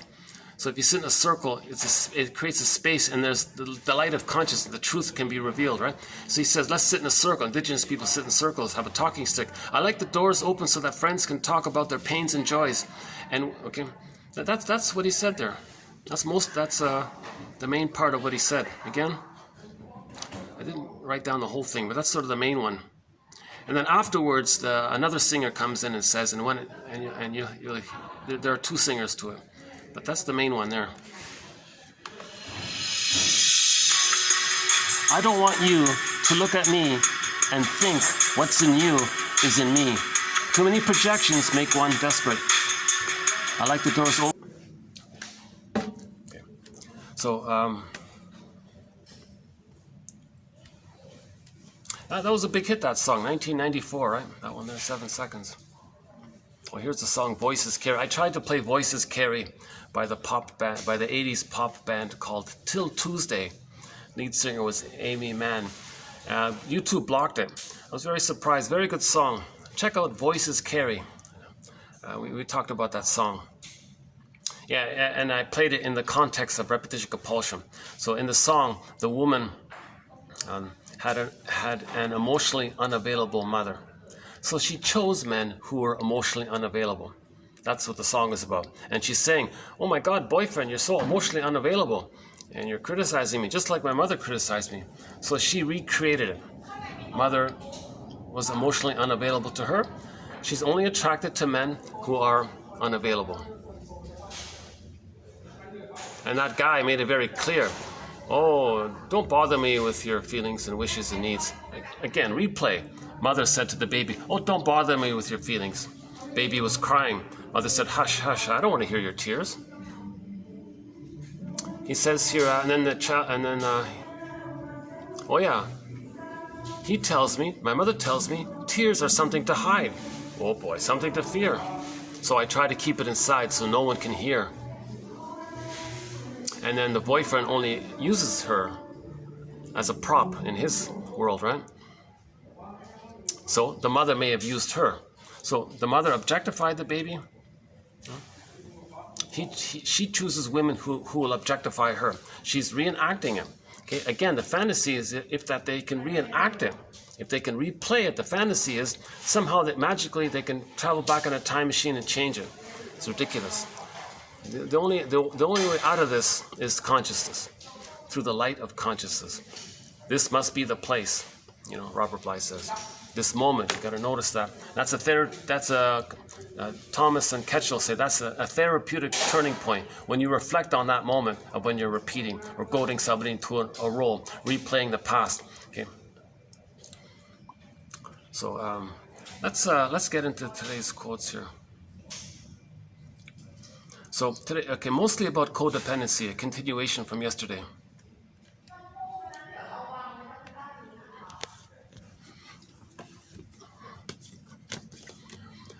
Okay, let's begin here. Parentification. Underappreciated concept. It was big in the 80s, I think, this concept of parentification, where the mother parentifies the child. Hey, child, some mothers have a baby and say, at last, I'm going to have a parent here. I'm going to make my baby be my parent. Take care of me, see me, respond to me, need me, consider me, do what I say. Value me, respect me, be there. The mother can fix it. The mother can somehow exploit the baby in a manner where she feels like responded to. Because as a child, the mother herself, when she was a child, maybe didn't get seen and respected. So she's going to compel the baby to see and respect her. That's called parentification. Okay, in our thread here, this is called the Jocasta style of mothering.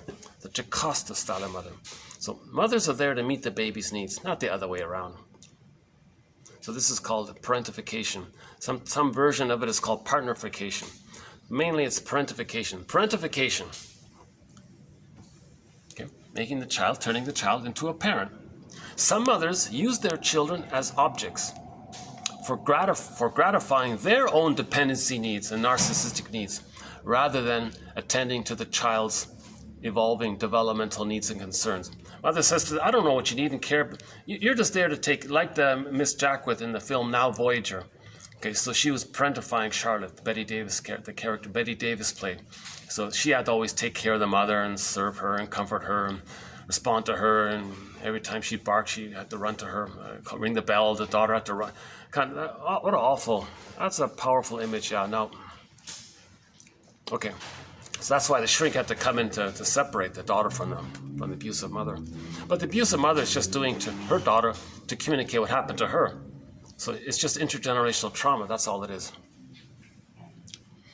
Some mothers use their children as objects for gratifying their own needs, rather than attending to the child's needs, basically. Bromberg, 55, believes that because the child represents a parental figure. Oh yeah, here's the thing. Somebody believes that because the child represents a parental figure in the mother's unconscious. Whoa. That's a very traumatized mother. If she unconsciously thinks that her baby is her mother, whoa, big time problem there for the baby. Because the child represents a parental figure in the mother's unconscious, the demands upon the child for all types of gratification seem appropriate to her, mother's rights, or at least so tempting that she succumbs to them. That's why the mother needs to be analyzed first, right? She needs to kind of be emotionally clear. She needs to lift the thorn, have the thorn lifted. Kirikou and the sorceress, the thorn image. The parents' self-object. So some mothers use the baby as a symbiotic object or a self-object. In this role, the child develops an amazing capacity to perceive and respond intuitively, meaning unconsciously, to the needs of the mother. So children are very sensitive. They're going to pick, mother, you want this? You got it. Baby says, mother, you want that? You want this? Babies can do this. They develop this super hyper antenna, I guess. Thus providing the narcissistic functions for the mother. The baby's providing the narcissistic functions for the mother, to be seen, to be soothed, to be responded to, etc. Right? So the baby's being the mother to the mother. And the mother can't do it for herself, obviously. For example, one client who manifested this dynamic was considered her mother's best friend. So the mother's saying to the little 2-year-old child, "You're my best friend. You understand me. You're there for me. You're my best friend." Whoa! The mother's not playing the role of mother. You see. As a child, for example, another example. As a child, the mother frequently confided in her daughter about her marital difficulties, seeking a listening ear, understanding, and comfort for her. So can you imagine the mother running to a 4-year-old daughter? "Oh, you know what your father did to me? And oh, your father said this to me. Can you believe it?" And she's whining and complaining all the time, day in and day out, and seeking comfort from the poor little daughter. And she's going to try to listen and understand. "Oh, what do you need, mother?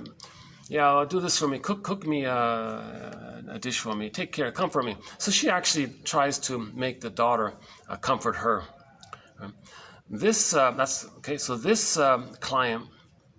So now, okay, that daughter, the victim, right? She grows up. She becomes a client. The client felt responsible for keeping her mother propped up, quote unquote, so that she, the mother, would continue to provide at least some kind of safety in the home for her. So the daughter was terrified to displease her mother because the father was worse, according to this.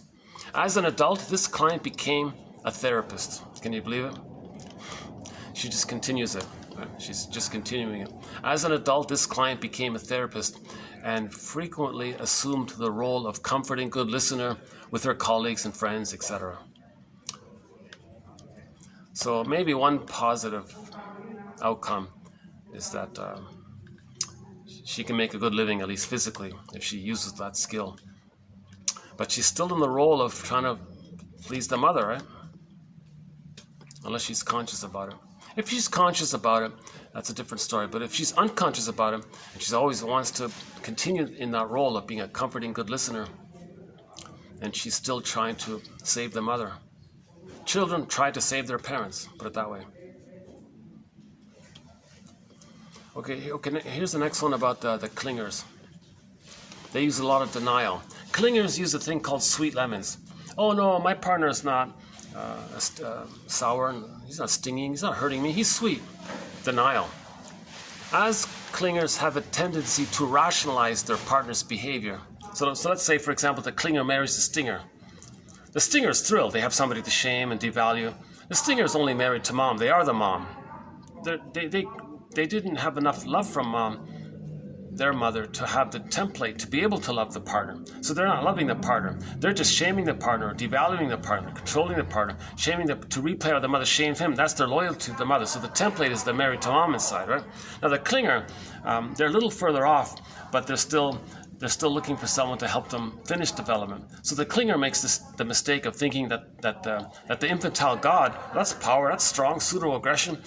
Parents are kind of strong and so they're kind of confused like that. So they lie to themselves, and to maintain the lie, they do a thing called sweet lemons. No, they're not sour, they're sweet. So clingers have a tendency. Clingers have a tendency to rationalize, make excuses for, and cover up, and lie to themselves. It's called denial. Clingers have a tendency to rationalize their partner's behavior. It is helpful for therapists to teach them the axiom. Quote, everybody knows this, but clingers don't know it. The first time something occurs, it's an accident. The second time, a coincidence. The third time, a pattern. Teach that to the clinger, right? Teach them about red flags. Teach them about, okay, first time, okay. Second time, maybe coincidence. Third time, okay, now you're getting into a pattern here. No, it's not they want to sweet lemons. No, it's not. They're denial. It's sweet. That's their issue here. Clingers experience love as an impossible separation from the idealized object.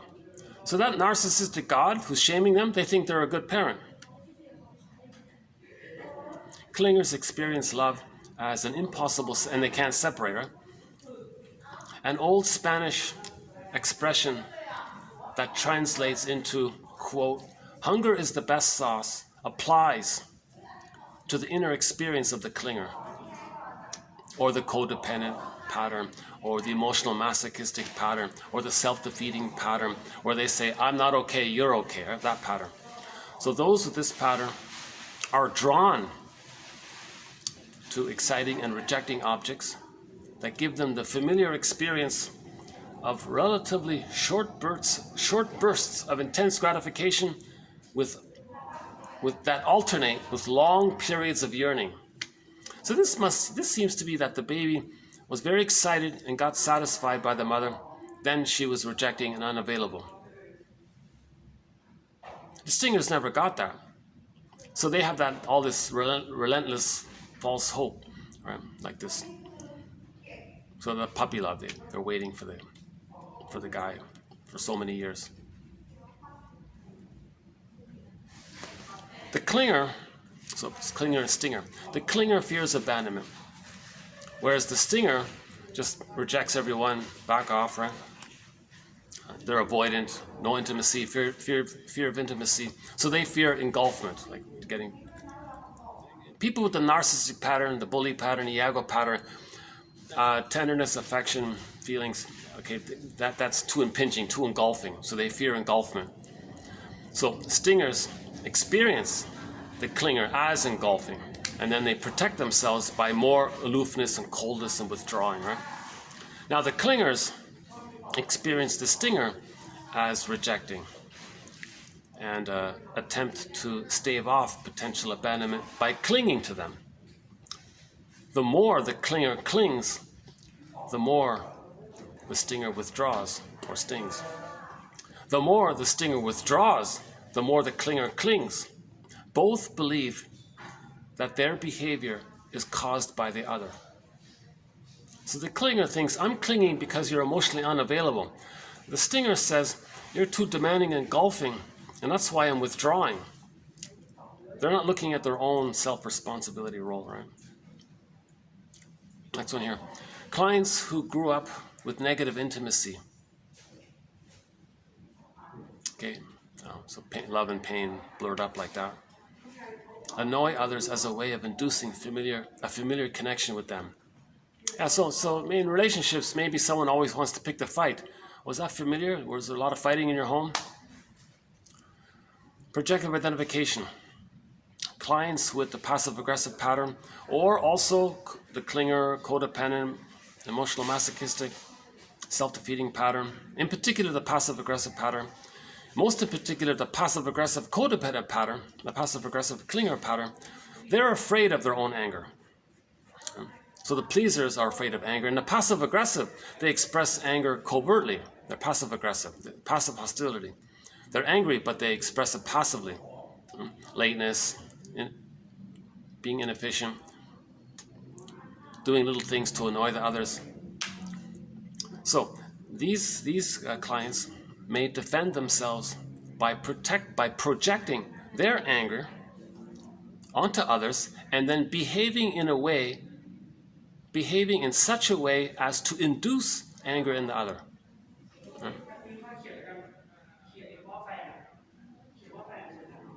One example, I read the one example. The person would speak in a low voice, you couldn't hear them. What did you say?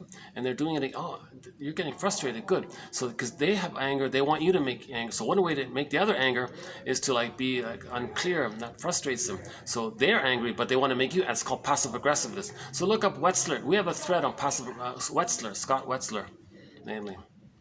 That one there. Okay, what's the next one here? Next page. One on transference. Transference manifests itself through the intersection of internal states, the template, the working model, the script, the schema, the psychic templates, and interpersonal relationships. So there's a link there, obviously.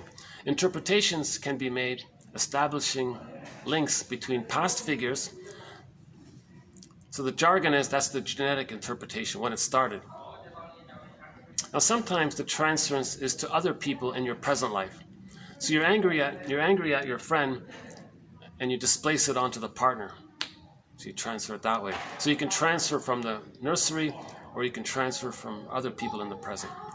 Transference as a patterned response to the experience of the present. Okay, last one here. This one's about projection. Instead of, would you believe I'm still a little damp in the back there? I can't lean back. No, I don't want to. These are all nice and clean and nice. Okay, instead of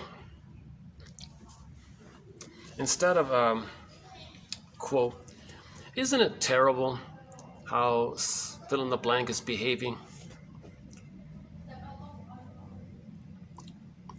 There needs to be a psychological move to quote, hey, you know, maybe we all have mixed feelings, ambivalent feelings, which we need to face and own.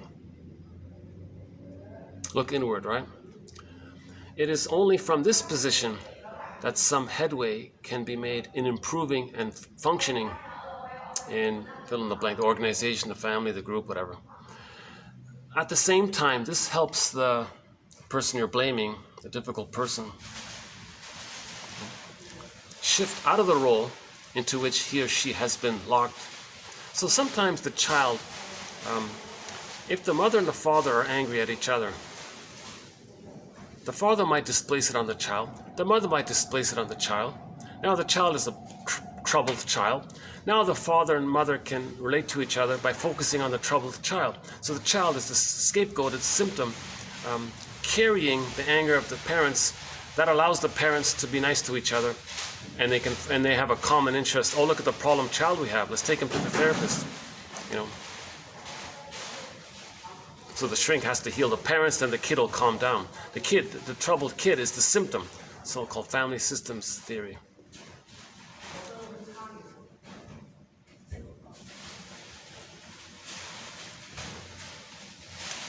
However, as it is often the most vulnerable, the little child, okay? However, as it is the most vulnerable member in the family who is selected to voice the dilemma of the parents. So if the child is angry and scared, well, the parents are angry and scared, but they got the child as a proxy for them. It can be all too easy for the parents to disassociate themselves from the child and to treat the child's behavior as their personal problem. So they take the kid to the therapist. Hey, therapist, we got a problem kid here. Therapist says, oh no, you're the problem. He's just a symptom. Kid, here's a quarter. Go home, play with the pinball machine. Relax. You're just trying to please your parents, accommodate your parents, save their marriage, keep them together. So you're offering yourself as a distraction for them, so they don't have to argue amongst themselves. So you're taking a huge burden, and it's causing all kind of problems with you. So kid, you relax. You're not the problem. You're all right. You're all right. You go home and build a tree fort or something with your friends. Do something. Just you're okay. And the shrink says to the parents, all right, you two, I'm going to refer you to Dr. A, and I'm going to refer you to Dr. B, and you two got to do the work. And they said, what? What are you talking about? How dare you say we're bad parents? No, I didn't say you're bad parents. I say you're afraid to face something that's coming up, and you're actually covertly dumping on the child, and he's freaking out, and that calms you down. You're scapegoating the child, and you're blaming the child. It's not fair. You two got to take responsibility and face your inner conflicts. Or the two of you goes to a couples therapist. Either way, or you both go individually, or you do both, so-called conjoint or something. So for a good example of this, read the comic Psychoanalysis. darkhorsepublishing.com. In their little mini search engine there, type in psychoanalysis. You'll get the comic. In 1955, a comic was put out teaching psychoanalysis. Only 4 issues were put out, but they've all been recently digitized. So one can get a digitized copy of this 50s comic, and they covered 12 therapy sessions using 3 clients. The first one there, Freddie, this quote fits in with with this quote here about Freddie. So Freddie, in that comic, you'll see the parents took Freddie to the counselor. You know, Freddie's such a mess here. And he said, wait a minute, Freddie, you go home. You two are the mess. And they were enraged at him. But it was the right direction. When they healed the parents, the kid calmed down. He was functional. He was normal. He was the symptom. Like for an individual, there might be like a physical symptom. In the family system, the troubled kid was like the symptom. Similar idea. You know, actually, I'm thinking I might change my plan here. I was planning to do the 35 here.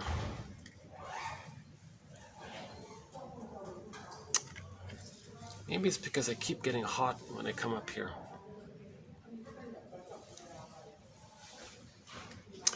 You know, maybe what I can do is maybe I can do like just a separate video only with this, not cover the other material.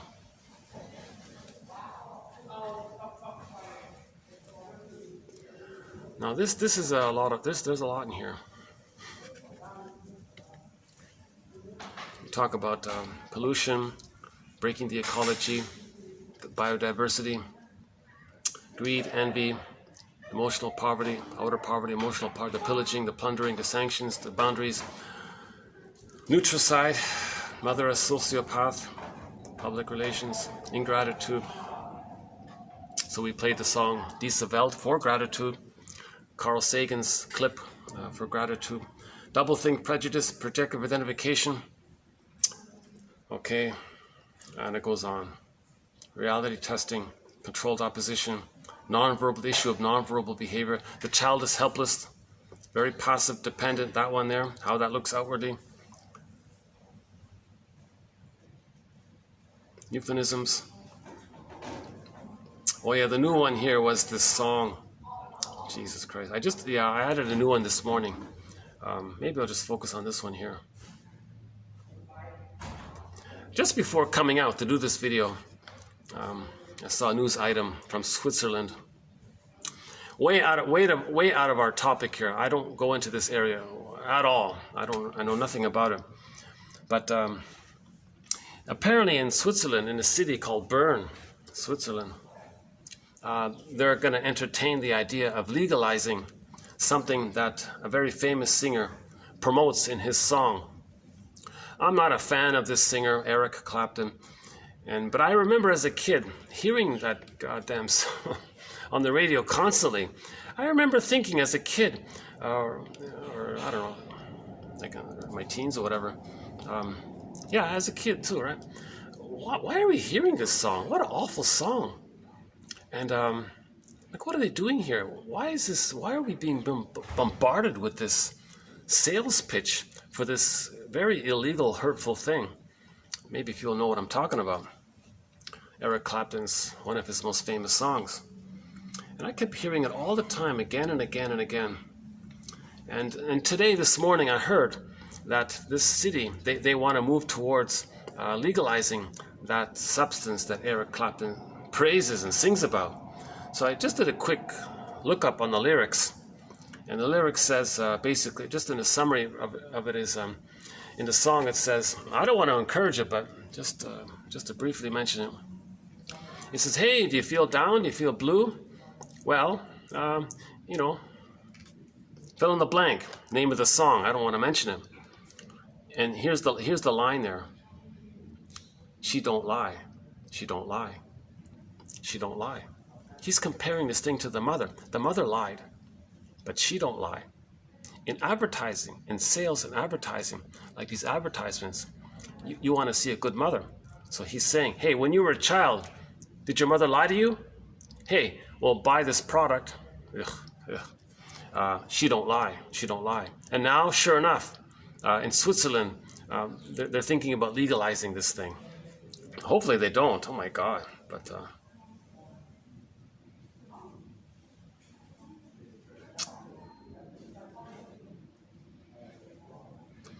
that's in relation to point number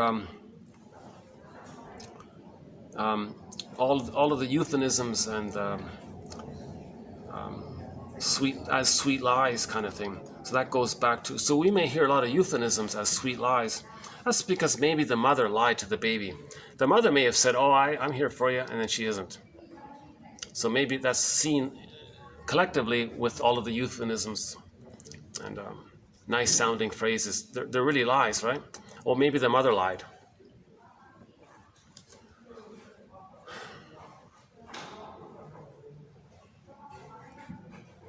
So if the mother lies to the baby, they identify with the aggressor and lie to others to replay how the mother lied to them. Put it that way. Oh, my arm. Jeez, jeepers, huh? Maybe I can do an abbreviated version of it after all. Let's see if I can zip through it. Okay. So if the mother lies to the baby, baby identifies with the aggressor, grows up, and lies to others. So endless examples. People lying publicly or whatever. That's to communicate that when they were a baby, the mother lied to them. So they lied to others to reenact how the mother lied to them, and that's their safety with the mother who lied to them because that's their connection to the mother. So they feel pleasure and schadenfreude and glee even when they lie to others because that's their connection to the mother. The mother got some comfort when she lied to the baby, even though maybe consciously she didn't know she was lying to the baby. Maybe consciously she believed she was telling the truth, but unconsciously she was lying. If she's exploiting the baby unknowingly, she's lying, right? Remember, it's the baby's experience of the mother that counts, not the mother's conscious intention. It's the baby's experience of the mother that counts. So if the baby believes that the mother lied to them, okay. Enter William Fairbairn. He says, the more the mother's love is empty or unavailable, the more the baby clings to her, identifies with her, be like her, etc. That to have the attachment. The more the mother's love is unavailable, the more the child needs the mother and he clings to her, kind of thing, right?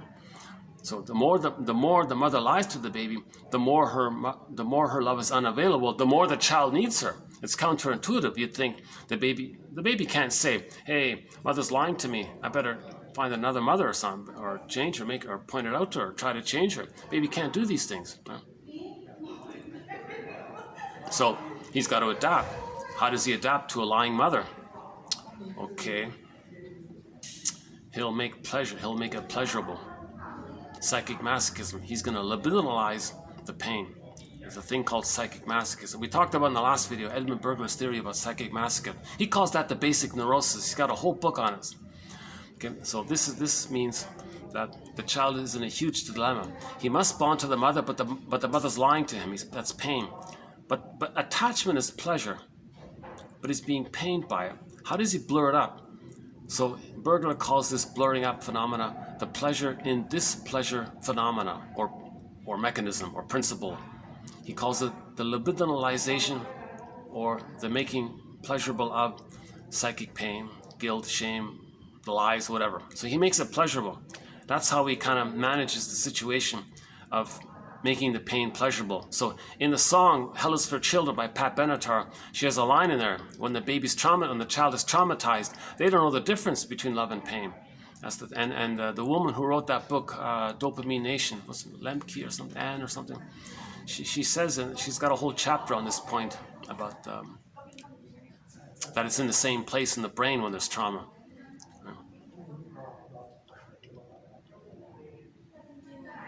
So so a lot of the sweet lies that are being told outwardly, they're doing what the mother did to them. The baby believed that the mother gave them sweet lies, but it was painful. They identify with the aggressor and give others sweet lies later on. So they may go on advertising, they may become a rock singer, like that Clapton guy. I don't like him at all, to tell you the truth. And, they may become a famous singer and say, hey, let me capitalize on this phenomena. Here's a product that doesn't lie to you. Just like in advertising. In many advertisements, hey, buy this product. Buy this, buy this, skin cream, I don't know, but buy this, fill in the blank, whatever. Buy this, fill in the blank. It'll love you. It won't lie to you. It's always there for, beer. They do that with drinks. Don't they do that with drinks? Or maybe not. What products do advertisers use to make you believe unconsciously that that product is going to be a safe, good, reliable, loving mother? Maybe an appliance. This appliance will always serve you. It'll always be reliable for you. You can trust it. So the adjectives that the baby needs from the mother, they'll co-opt that, put it onto the product. Then people are very drawn. Well, that's what I needed from my mother. Now I can buy this product. I'll have a good mother. So this guy, I think this guy co-opted this whole thing.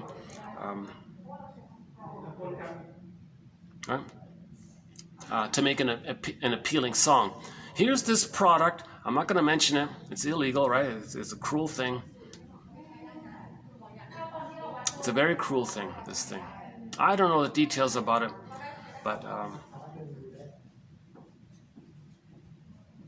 but by the way, that cruel thing he's talking about is to trick the brain to think that they're one with the mother. Right? So as I understand it, this cruel thing he's singing about, it forces the brain to send a person an immense amount of oxytocin and serotonin to trigger the needed bliss with the mother. So this illegal thing gives the person the safe feeling of the paradise in the womb. It was insufficient.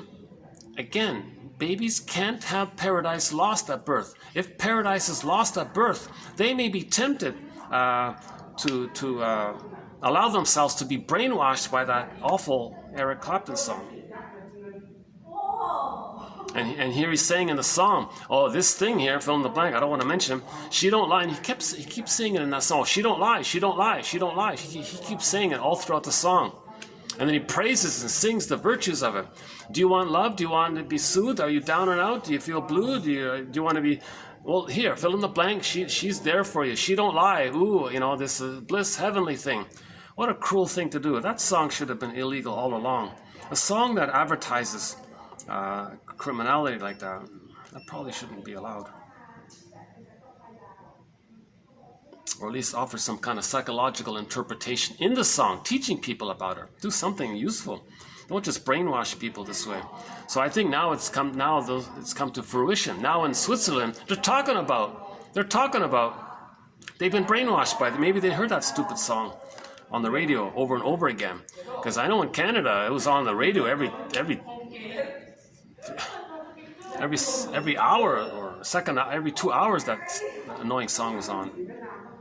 I remember kept thinking, every time I heard that song, I kept thinking, why is that on there? Like, what are they doing? Why? Is it like this cool, oh yeah, okay, it's this cool rock and roll guy. Oh my God. The kids are hearing this thing. There's a kind of illness there, isn't it? Now, people who are fans of the singer might not like me saying that, right? And people have a lot of sympathy for this singer because later on he wrote a song about the loss of his son and all that. So we have sympathy in that area. But prior to that, he was singing this.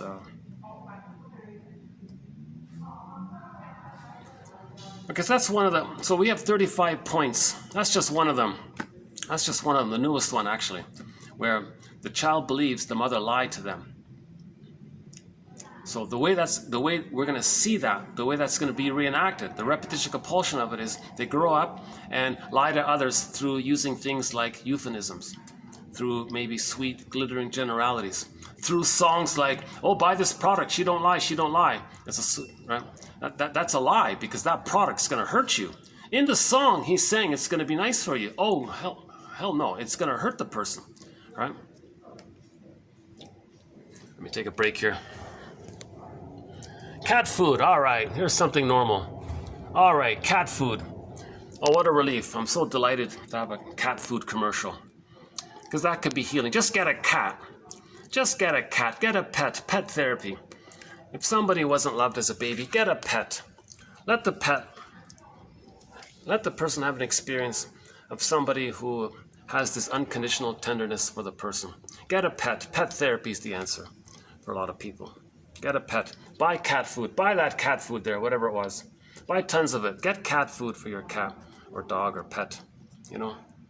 Have the experience of tenderness and affection. Get some sense of it. And a lot of people say that. we have a quote on pet therapy, actually. It's not a thread, but we have a 2 or 3 quotes on pet therapy. The guy said that that he learned, he got a sense, some kind of inkling for the first time in his life. Is this what love's supposed to be about? This kind of warm, soft presence, this unconditional acceptance? Is that what I was supposed to receive, something like this from the mother as a child? I never got anything of it, and I'm getting a glimpse of what I should have felt by the affection of the pet in the present, you know. So no, don't listen to that Eric Clapton song. Ban it, scrap it, delete it. Ugh.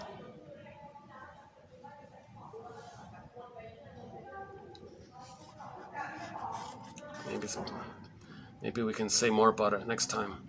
That's just my first go at it.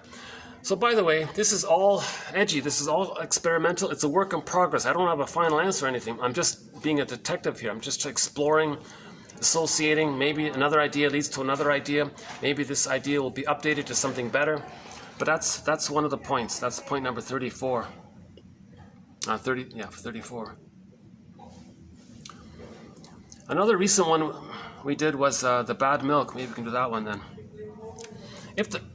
We have a quote that said, as the mother, so the milk. If the mother's angry and upset, they said it affects the quality of the milk, the breast milk. It can be acidic, it can be tasteless, it can be damaging. The baby might spit it out and become colicky and reject the breast milk. If that's his experience, how does a person replay that? Okay, so they can replay it as the victim, or they can replay it as the aggressor. Okay. So mother gave them bad milk. As the aggressor, they want to contribute to creating bad food for others. So they might pick up the stock, or they might call their stockbroker, hey, stock lady, who makes bad food and who sells bad food makes a lot of money? Because my mother gave me bad food. I want to act like her. Now, I can't do it directly, so I need you to find me a proxy who plays the role of creating bad food. And I think that I'm creating bad food through the proxy. That's my loyalty to the mother, my connection to the mother. So their connection to the mother is receiving bad food from the mother, this tasteless, toxic. Maybe it's the powder stuff can come from there as well. Probably. It might be the case with that as well, right? But the point here is that if the mother is very stressed out and anxious, it affects her breast milk. So the child might spit it out and all that, right? So repetition compulsion, they identify with the aggressor. Mother gave them bad milk. Identification with the aggressor. How do we see that in the present? How does that show in the present to reflect the past? Well, stock lady, which companies make bad food? I want to buy shares in them, spread out the bad food because my mother gave me bad food. That's my connection to the mother. So that's the aggressor side. Now on the victim side, maybe at the same time, they may feel connected to the mother by eating bad food. So they may just replay eating bad food. So they may unconsciously, yeah, I'll eat this junky, tasteless, or whatever food, right? Because it reminds them, you know, my mother gave me bad food, I'll eat this garbage food, or low nutritious food, or low quality food, or expired food, or whatever. I'll eat some bad food. It's familiar. My mother gave me bad food, I'll eat bad food. That keeps me connected to the mother. Now, theoretically, he's trying to master the trauma of that. So, but it doesn't work. So he feels familiar with the mother, connected to the mother by eating the bad food. So he's just directly reenacting it. Or identification with the aggressor, gives others bad food. That's one of them.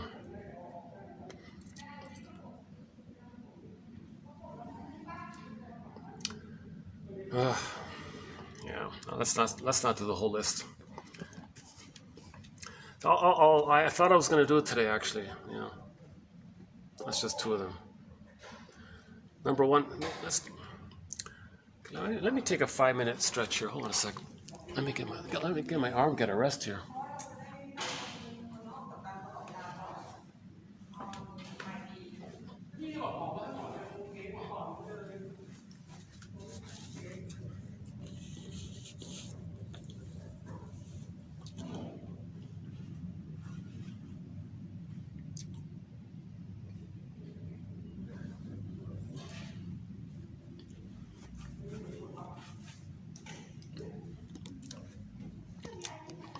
You know, I'll tell you the truth. My plan was today was I wanted to build up a foundation and feel like a certain level of confidence from which to base the 35 points. But I spent so much time on it trying to build it up, maybe because I didn't feel that I provided enough foundation. Let's do a couple more then. Let's try a couple more. Okay, let's do number 1, pollution. A cycle takes place. The baby, it starts with the uterus. The baby sends out the waste elimination to the placenta. He receives the goodness down the center vein. For an image of this, look at the medical symbol, the caduceus. The staff is the center. It's based on the umbilical cord, according to Mott. So the staff is in the medical symbol, the profession, the symbol for the profession. You got the staff there. That's the center vein in the cord. And you got the 2 snakes that spiral the other way up. Okay, that's the veins in the cord that spiral up. So the baby sends out the waste, gets in the food that he needs. Sends out the waste, gets in the goodness that he needs. Sends out the bad, gets in the good. Sends out the bad, gets in the good. So think about that as a cycle. Let's say there's a problem there. Prenatal distress syndrome, prenatal trauma, birth trauma. Some kind of problem there. Maybe the cord being removed too early does it. Or let's transfer it over into the extended womb, in the social, interpersonal extended womb, the baby and the mother. Baby sends out his distress, his pleas, his waste, metaphorical waste. He's supposed to receive soothing and love. Let's say there's a problem with the breastfeeding. Now the bottle will do it, okay? Because the bottle breaks the line and he's not getting the good. And the mother's not soothing him properly. So there's a problem there. He's frozen, okay? He sends out the waste, supposed to get in love. So if that's frozen there, how does that replay in the present? Picks up the phone, stock lady, who pollutes and I want a profit.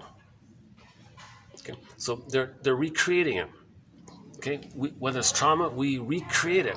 So the trauma was he couldn't metabolize the waste and he didn't get the soothing from the mother. Stock lady, who pollutes and I want to get a profit.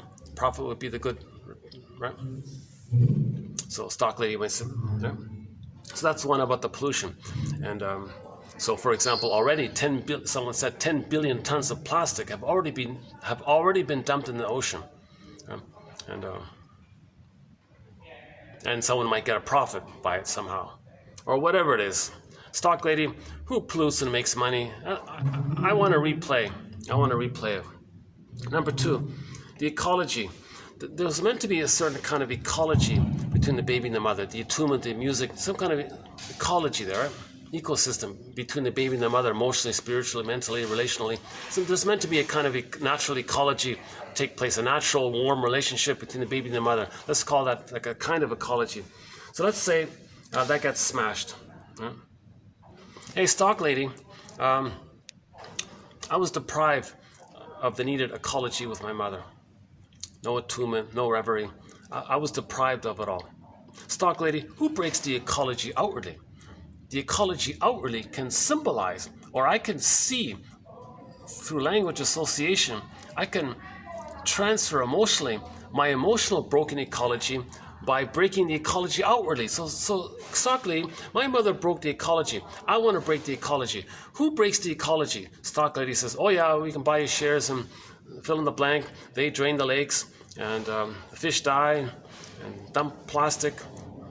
It heats the ocean. It messes with the whole ecology. The system is all fouled up, heating. Oh yeah, good, because that perfect. Because my mother deprived me of my ecology. I want to deprive the world of ecology. I want to break the ecology because my ecology was. I know it's edgy. Number 3, feeling diversity. The baby had the golden ball, feeling diversity, a wide range of feelings, needed feelings, appropriate feelings, aliveness of affect, the golden ball, feeling diversity, wide range of feelings, joy for interest, knowing your interests, pleasure, creativity, authenticity, delight, the sadness, just free empathy, ability to mourn, reparation, regret, making amends. There's a wide range of feelings and all the nuances and the variety of feelings in between of the feeling self. Okay, that was squelched, repressed, golden ball went down the well. Stock lady, I think what I can do is in the world out there, I see biodiversity. That can kind of symbolize my emotional feeling diversity. Diversity, well, there's diversity outwardly. Stock lady, who breaks the diversity out there? Yeah. Oh yeah, so and so, they make these birds, these beautiful birds become extinct. they break the diversity. So last year, the woodpecker became extinct, the black-billed woodpecker, one of the most beautiful, this beautiful woodpecker. It's the one that the cartoonist based the cartoon character Woody the Woodpecker on. That woodpecker is extinct. Okay? So this person says, oh yeah, well, if that breaks the biodiversity, well, that'll symbolize and replay and be a restaging, reenactment of the original loss of feeling diversity. So it's a compulsion. When there's trauma, we repeat. But how do they repeat that? The present can only be a symbolic staging thing for the past, a representation of the past, something that represents the past. So breaking the biodiversity can represent for the person the emotional loss of feeling diversity. That's the idea, right? Someone might, number 4, somebody might say, to a friend might say, don't you care that you don't care? Are you kidding? As a traumatized baby, I never reached the place of seeing the feelings of a mother because I never got enough love to do so. I haven't reached the place of being able to care. Right? So they're not going to care. Actually, the question might anger them. How can you expect me to care? Don't you know I didn't get enough love to reach that place of care? So again, the baby, it's solipsism. It's just all him, infantile God. He doesn't understand the feeling rights of the mother because he never got his own feeling rights. He's emptied out, remember? So he didn't reach the place of care and that kind of thing, right? That's number 4. Number 5, the greed. Okay, I only got 15 minutes here, 10 minutes. That's okay. We'll just do a couple of them today. That's okay. So the greed is, geez, my back here. Let me stand up here. Now I've got an idea. Maybe let's try this. Maybe I can go downstairs. Here's an experiment. Let me go downstairs.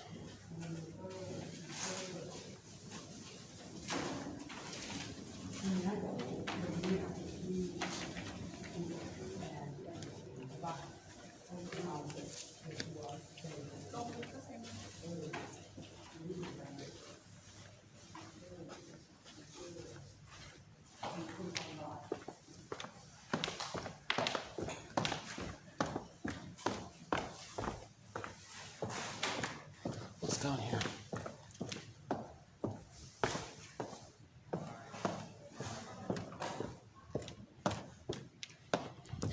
The truth is, it's a back issue. I just want to walk from my back. Everything's closed up here. Okay, let me just stay here then. Yeah, the last video was done in this spot right here. Yeah, it was done right there. Nice little spot here. Let me just walk around a bit.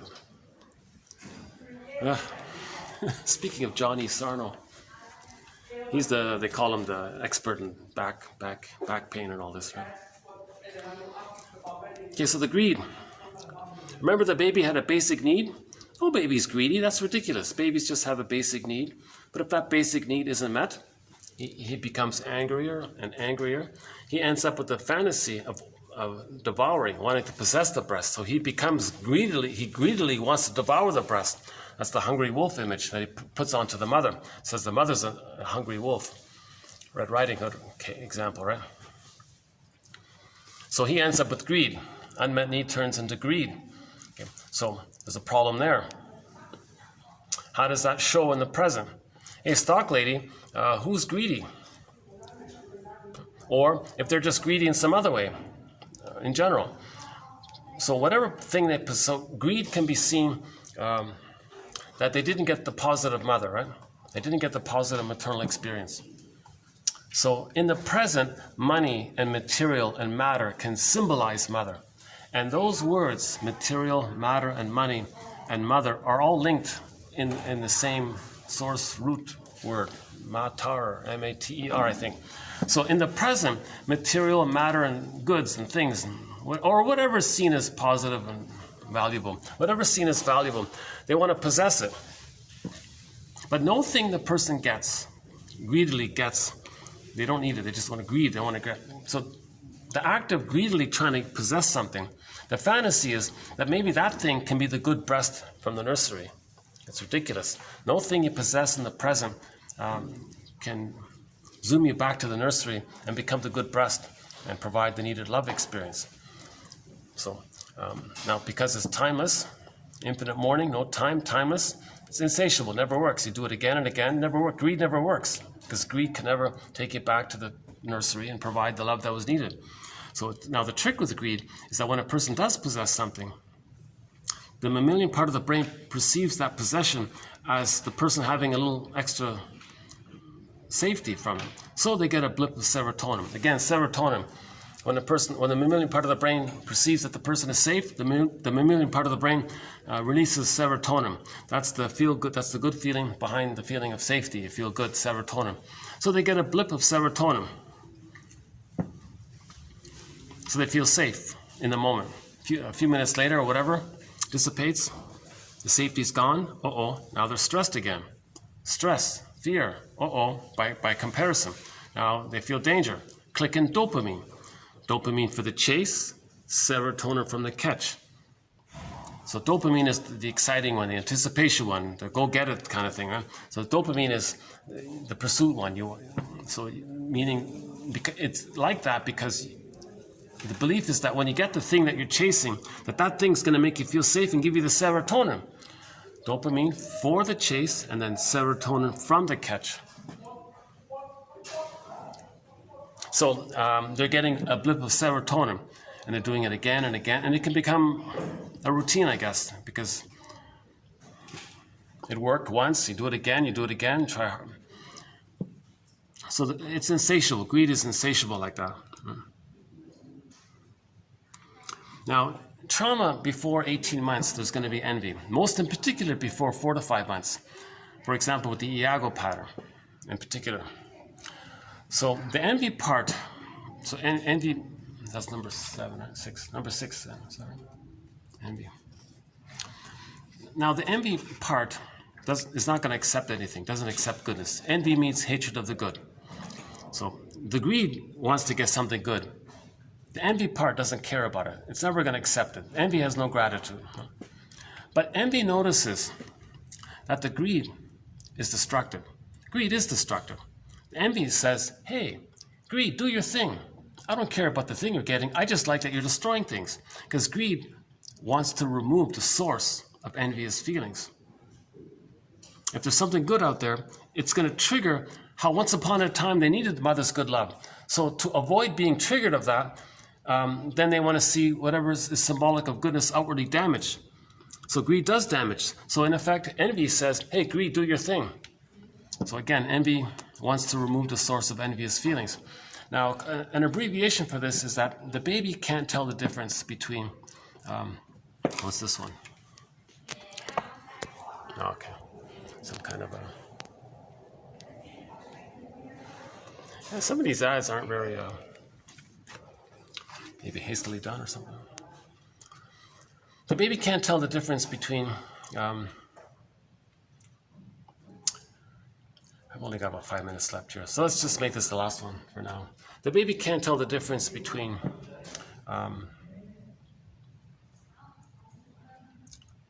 the mother and his experience of the mother. If his experience of the mother is that there's too much pain around his needs for love, he says, okay, fine.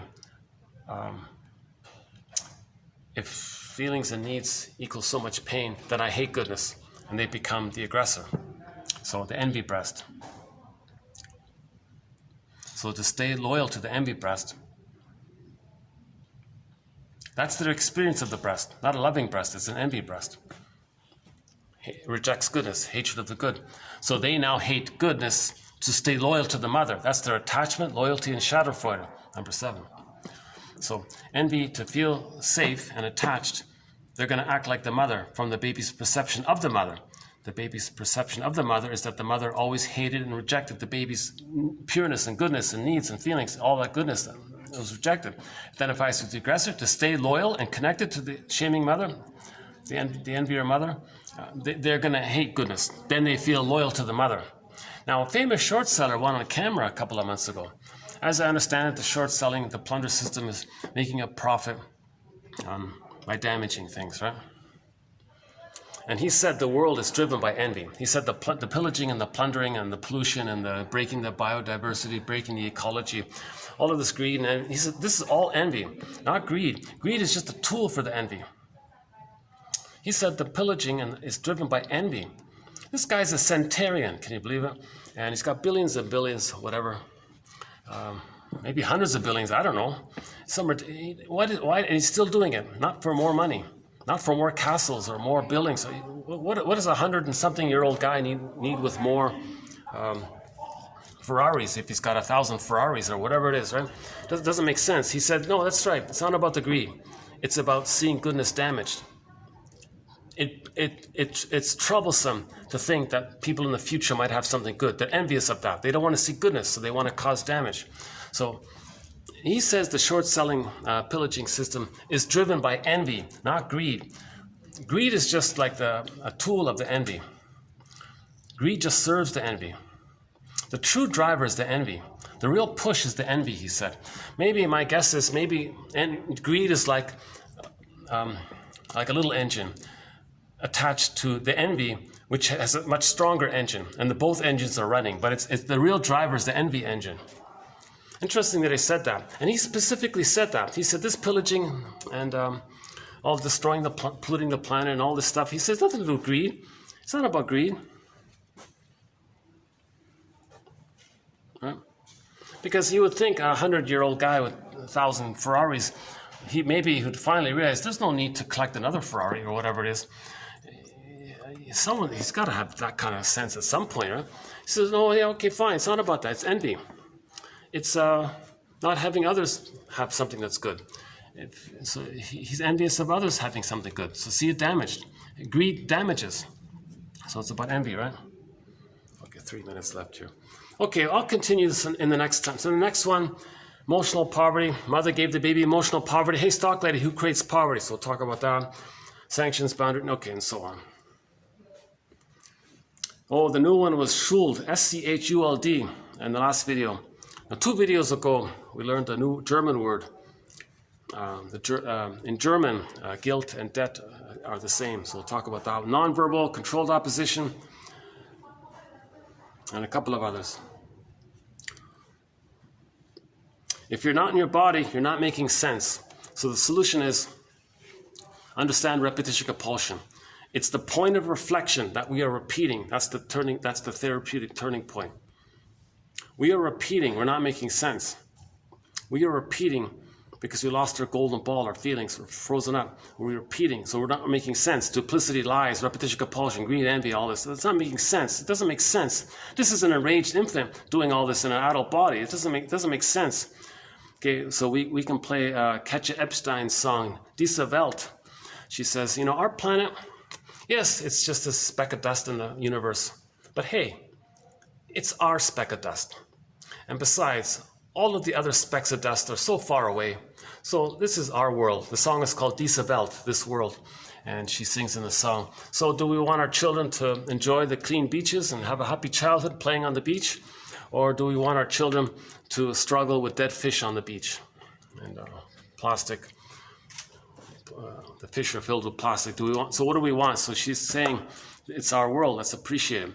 And then we played a Carl Sagan's clip. That's an important one. Carl Sagan. I'll play that next time. And the third one is Kristen Wilson's speech called "Ooh My Soul." So if we put those 3 together, Katja Epstein's song, Sagan's clip, and "Ooh My Soul," the speech by Kristen Wilson, that was sort of my concluding, hopeful thought there at the end. And then we make sense when we can perceive and observe our behavior, and we don't need to repeat. Once we know that we're repeating, we realize we don't need to repeat.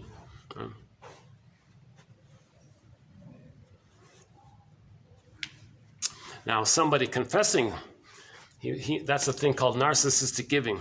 So the resistance to this might be narcissistic giving. If somebody throws humanity a crumb, so I was thinking maybe he's throwing humanity a crumb. Hey, look how good I am. I'm going to show you the secret of the pillage system. It's envy. Look how good I am. I'm giving. So maybe he's just saying it just to to be admired. So he hasn't really faced the issue. He hasn't resolved the grandiosity then. It's still there, right?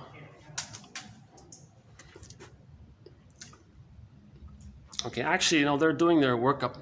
Well, they're very efficient, those staff up there. in the short time I've been speaking, there's like a whole layout for tomorrow's, whatever, their function for tomorrow. It's funny, eh? They work quietly and efficiently, and they get it all done, eh? Should I just finish it here? End up with a song. This video usually cuts out at around the 3 minute and 2 mark, something like that. 3 hour and 2 minute mark, sorry. And when a child is born into this world, has no concept of the skin, he's in 7 seconds. Yeah. Disavow. Maybe we'll play Katja Epstein. Okay, let's finish up with Katja Epstein's song called Diese Welt, This World. Good little song.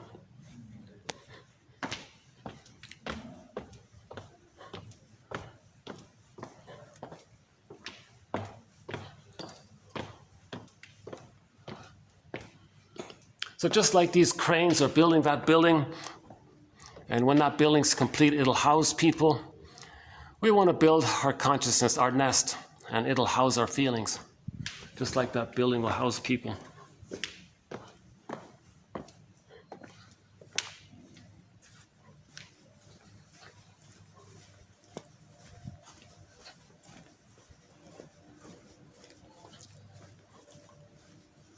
Oh, they're finished, eh? Oh, these guys are awesome. I don't want, for privacy, I want to show you what I'm talking about. Anyways, let's finish the song here. Locked out. Let's see.